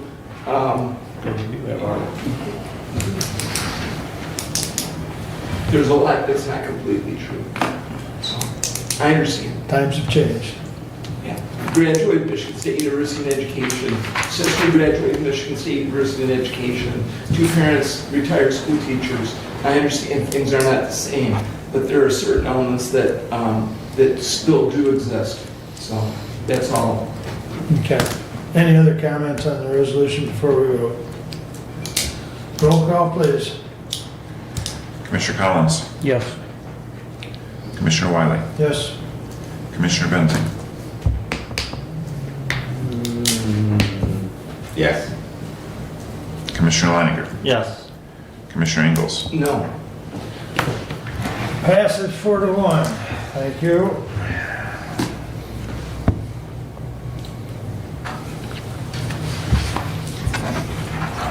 And as long as I'm on that topic, the opioid committee, I believe you mentioned. No, it. I didn't. Okay, we did meet last Wednesday. We had, We had a we presentation. had, go ahead. We had a presentation looking at a way to potentially provide transportation to the participants of the drug and family treatment court systems. Initially, working with the city of Hillsdale and Dial-A-Ride to provide transportation in the city of Hillsdale to those residents in the city of Hillsdale who don't have their own transportation, and for those drug testing times and other court sessions that they have to have. That's not something that's provided currently underneath the drug treatment grants that we're getting. And so that's one of the items that was looked at. Also talked about potentially talking with key opportunities about doing some of that same transportation for the out county residents. And we'll be having a presentation at our next meeting from a coalition against to prevent youth drug abuse. Forgive me on the exact name of that entity. Looking at an advertising campaign geared towards youth. Yeah, Josh Palladino. Palladino was going to come to our next meeting. I think it's the gentleman from Arizona that's coming. Okay, one or the other. I would think Jake Or maybe Josh will both. be there too. Okay, okay. Commissioner Leininger, has there been any discussion in regards to transfer? Because this is a common theme. It comes Southeast Michigan Works, we hear it. At Community Corrections, we hear it. I know opioid committee, when I was a member of that, we hear it. If you're looking at funding, REU does have their non-medical transport. They primarily for doctor's appointments, things like that. They do have those vans. I think they've got 2 of them. They don't require a licensed medical person to do that, so it has a lower cost. Only 1 person on it. So that might also be because they would not have the restrictions.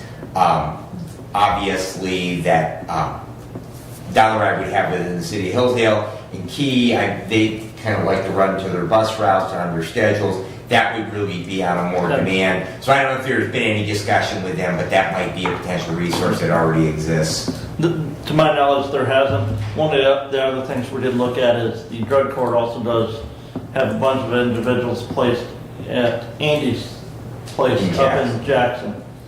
And some of those individuals up there don't have transportation. They still have to have some drug testing done routinely. If they come to Hillsdale for that drug testing, there's no cost associated with that for them for that drug testing. But if they can't get transportation to Hillsdale, then they have to test in Jackson and they have to pay for that. So there's also been some discussion, is there a way that we can look into maybe providing some transportation to help these individuals who are going through that drug court process, trying to get off that substance abuse disorder and help through that opioid settlement funds to provide that transportation. But no, REU was not talked about. I know the city of Hillsdale, I believe their fare for a Dial-A-Ride transport starting July 1 is going to be $5 for a under senior, over school age student. So the thought process there was looking at purchasing vouchers that would be distributed through the drug court process to use for that. Go on. Is there a possibility to have volunteer drivers?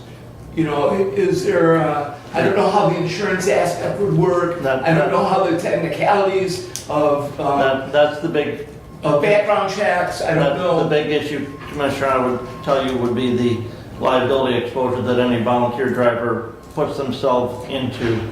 So while it might be, we might be having some outreach from people that say, hey, I'd be happy to volunteer, it's not that simple. Right. You know, there would need to be, I don't know if there a process would exist to, make those steps happen for a volunteer type.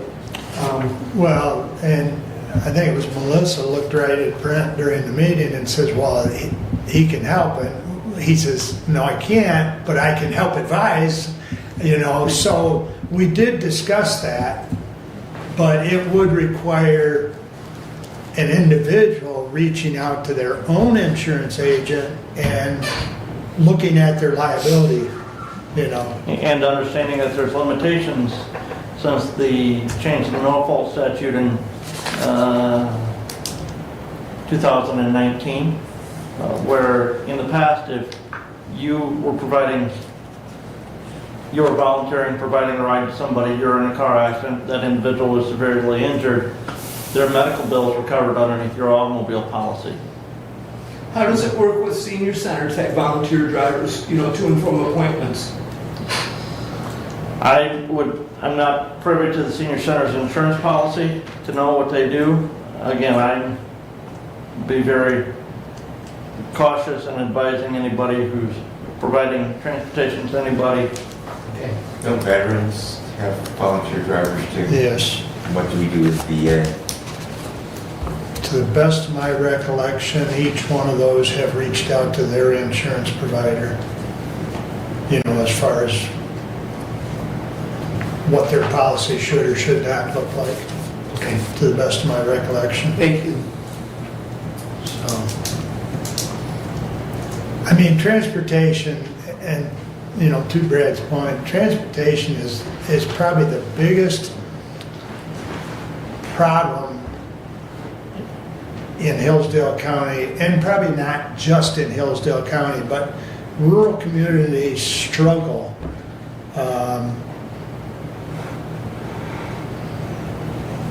Branch County has the branch area, and they tap into PA 51 money, but they also have a millage that helps support that, and I'm not even gonna. Transportation, it doesn't, serving on a wellwise board, the biggest issue brought up across the 3 counties is transportation. When I served on the senior center board, the big issue in Hillsdale County is transportation. Health department, one of the big issues whenever we do a, needs analysis is transportation. Branch Area Transit Authority, they work within the county, but if they have a resident who needs to go to Kalamazoo or Battle Creek or, for a medical procedure, the transit authority is not going to take them out of the county. We have the senior center does provide some transportation, but to my knowledge, that's just within the county, not out of county. And so, again, it's that transportation that in the past, families were all close enough that they relied on family members for transportation. It's not the case in today's society as much. Well,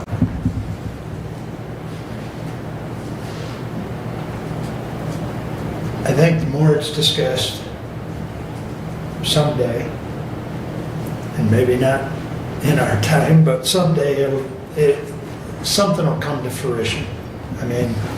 But the United States in general is so far behind,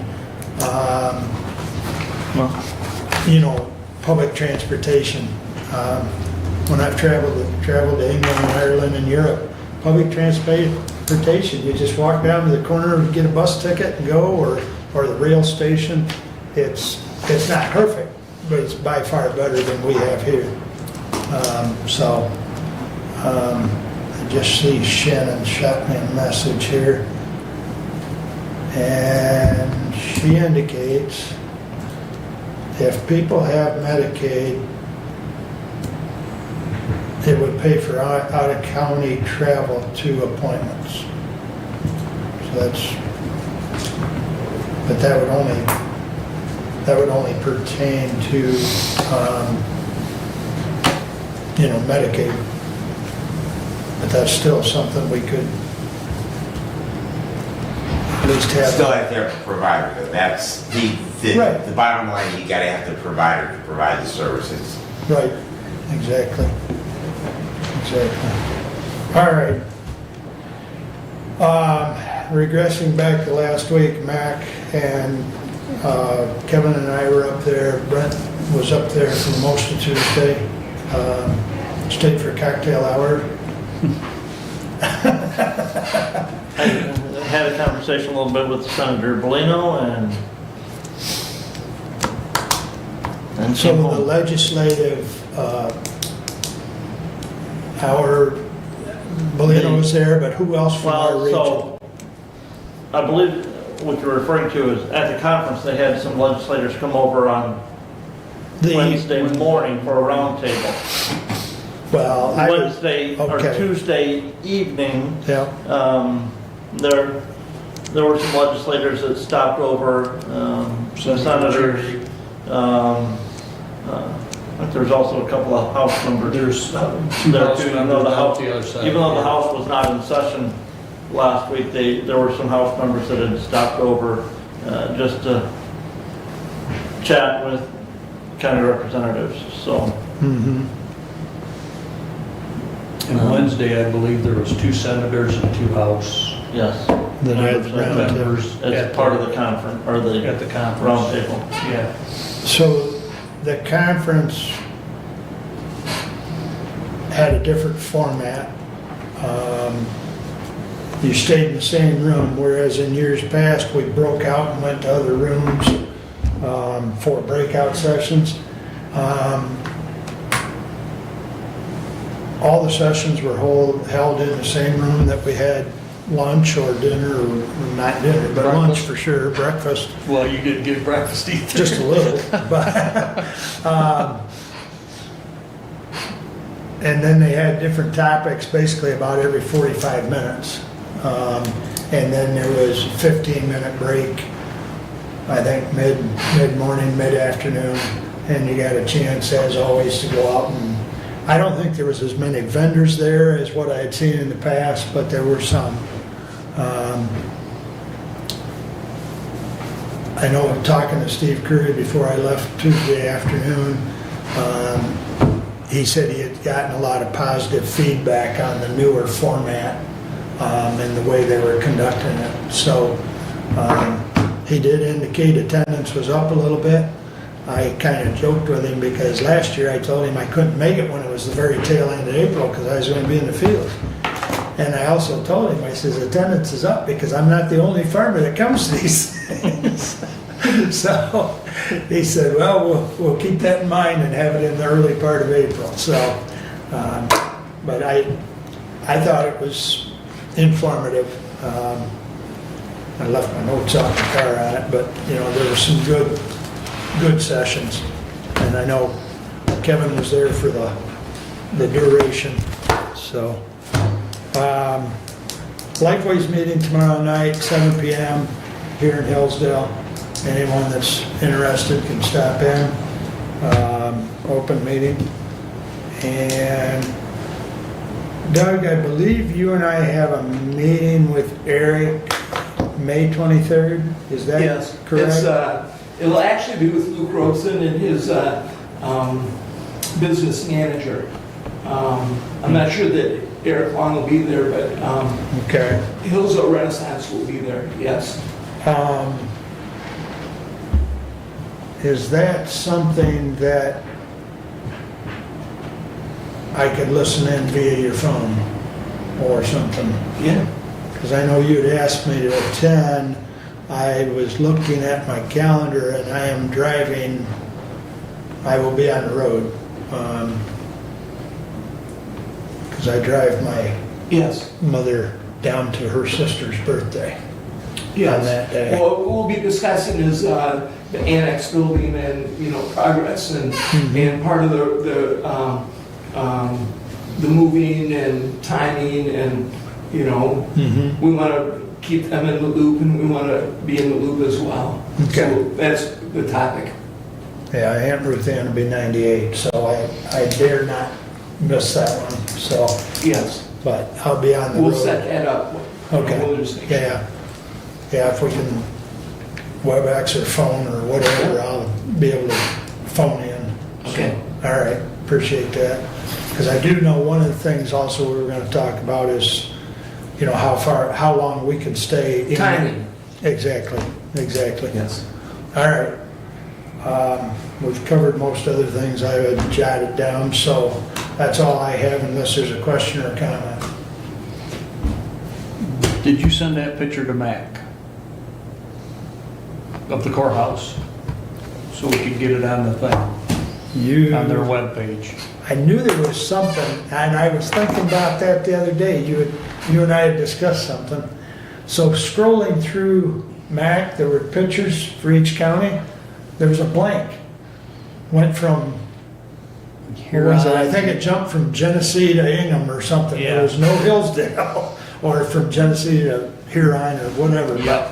And he talked to, Steve or Steve.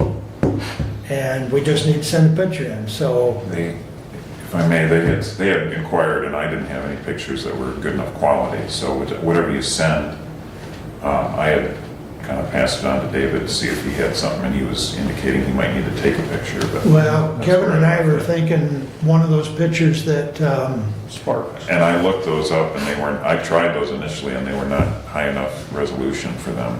Oh. Maybe historic Renaissance pictures are higher resolution. That could be. okay, I bet they're in a Dropbox file. Okay, I didn't have access to those, but Okay. David it was on his list. Okay. And he's probably listening, so. so, well, if it's on his list, we'll let him run with it, but because we had talked about some of those pictures from Spark, but the resolution's not high enough. Okay. Thank you for reminding me. Now I think we've got it beat up good enough, we'll get a picture to him. Okay, anything else? We're back to public comment. Nothing today, Nicole? All righty, thanks for coming. Additional business. Brent? It's a day I hate. Today. Wish my aunt a happy birthday, but I hate her birthday every year.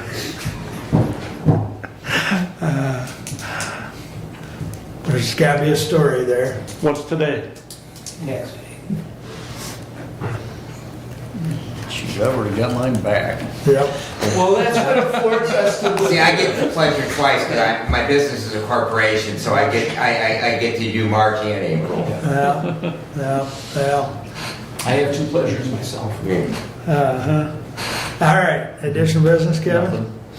Doug? Yes, I do. The message of the day talks about the new ADP payroll system rollout. And there is a link to follow, and there is instructions and a nice paragraph that IT has provided on the message of the day. And that is correct, so. Again, I talked to Derek, we're supposed to all get a separate email invitation because we don't get the message of the day on our iPads. Yeah. Yeah. And all employees will be receiving this week an invitation from adp.com to create your login. And there will be training, live training over WebEx at 9 o'clock Friday, April 18th. And the training session will be recorded for those not able to attend, and so on and so forth with other instructions. So. Okay. Brad? Just did want to note that this is Emergency Telecommunicators Recognition Week, and publicly thank all of our dispatchers out at 911, our dispatch supervisors, Director Whitaker and Assistant Director Smith for their service to the community. That is a 24/7 operation out there, and all of those people are professional. I know in my time in the fire service, they've been greatly appreciated for looking out over us all that work in public safety. So their work is greatly appreciated. And I did mention that I attended the instructor coordinator conference at Western. We have talked in the past about the shortage of paramedics in Michigan and EMS personnel. A couple of interesting things from that. The first is we have about 9,500 medics that are licensed in the state of Michigan. There are only about 7,000 of them are actually working for a life support agency. So you have about 2,500 medics out there that for whatever reason, now some of them might be physically unable to work the road anymore, some others career paths have taken them in other directions, but we do have a bunch of people that potentially at least could fill some of those slots. And the other is that in one of those seemingly benevolent acts that our legislature did in the last few years, there was a great deal of discussion in the instructor community about the difficulty of passing national registry at the paramedic level, that they're attempted at about a 71 or 72% pass rate. And so the legislature enacted the ability for the State Department of EMS to develop their own Michigan EMS exam, which we used to do in Michigan many years ago. And we actually still have some people that were licensed under that when we did our own exam. In looking at that, the State Department of EMS discovered we never owned that. It was a vendored exam, and we don't have an exam, and it will cost about $3 million to write and validate and administer in the first year a paramedic level exam that would be unique to the state of Michigan and only valid. So if you were to pass that exam, you wouldn't be able to then, if you moved out of state or if you lived in a border county in the Upper Peninsula bordered with Wisconsin, or here in Hillsdale County where we border on both Ohio and Indiana, be able to apply for licensure in those states by taking that exam. So the State Department of EMS is rather challenged because they have neither budget nor personnel to do anything to move forward with that. And so the message that I've heard there, because they are unable to lobby on their own behalf, if you do happen to interact with either our state rep or whichever of the senators that represents the portion of the county that you live in, you might encourage them to either introduce or support legislation that would remove that option for a state-administered exam, and we follow that which the rest of the country does, and continue with simply accepting the National Registry of EMT's paramedic level exam. Thank you. Thank you.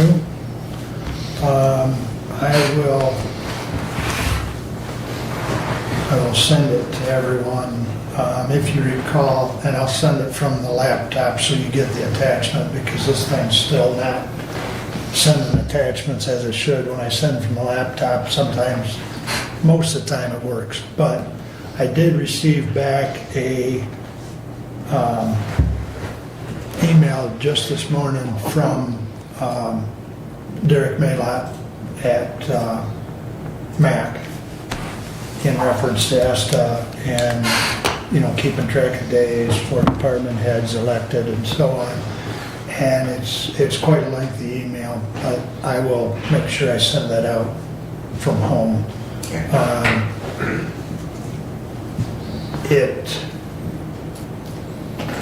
I think it answers any questions that we had.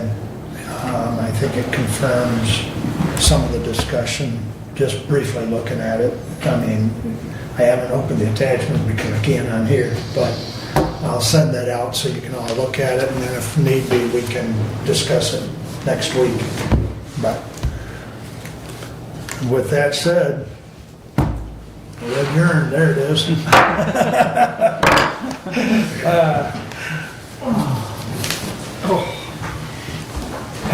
And See that, did you see Garrett's reply? to my See you question? tonight. Okay, I was gonna ask if you were About on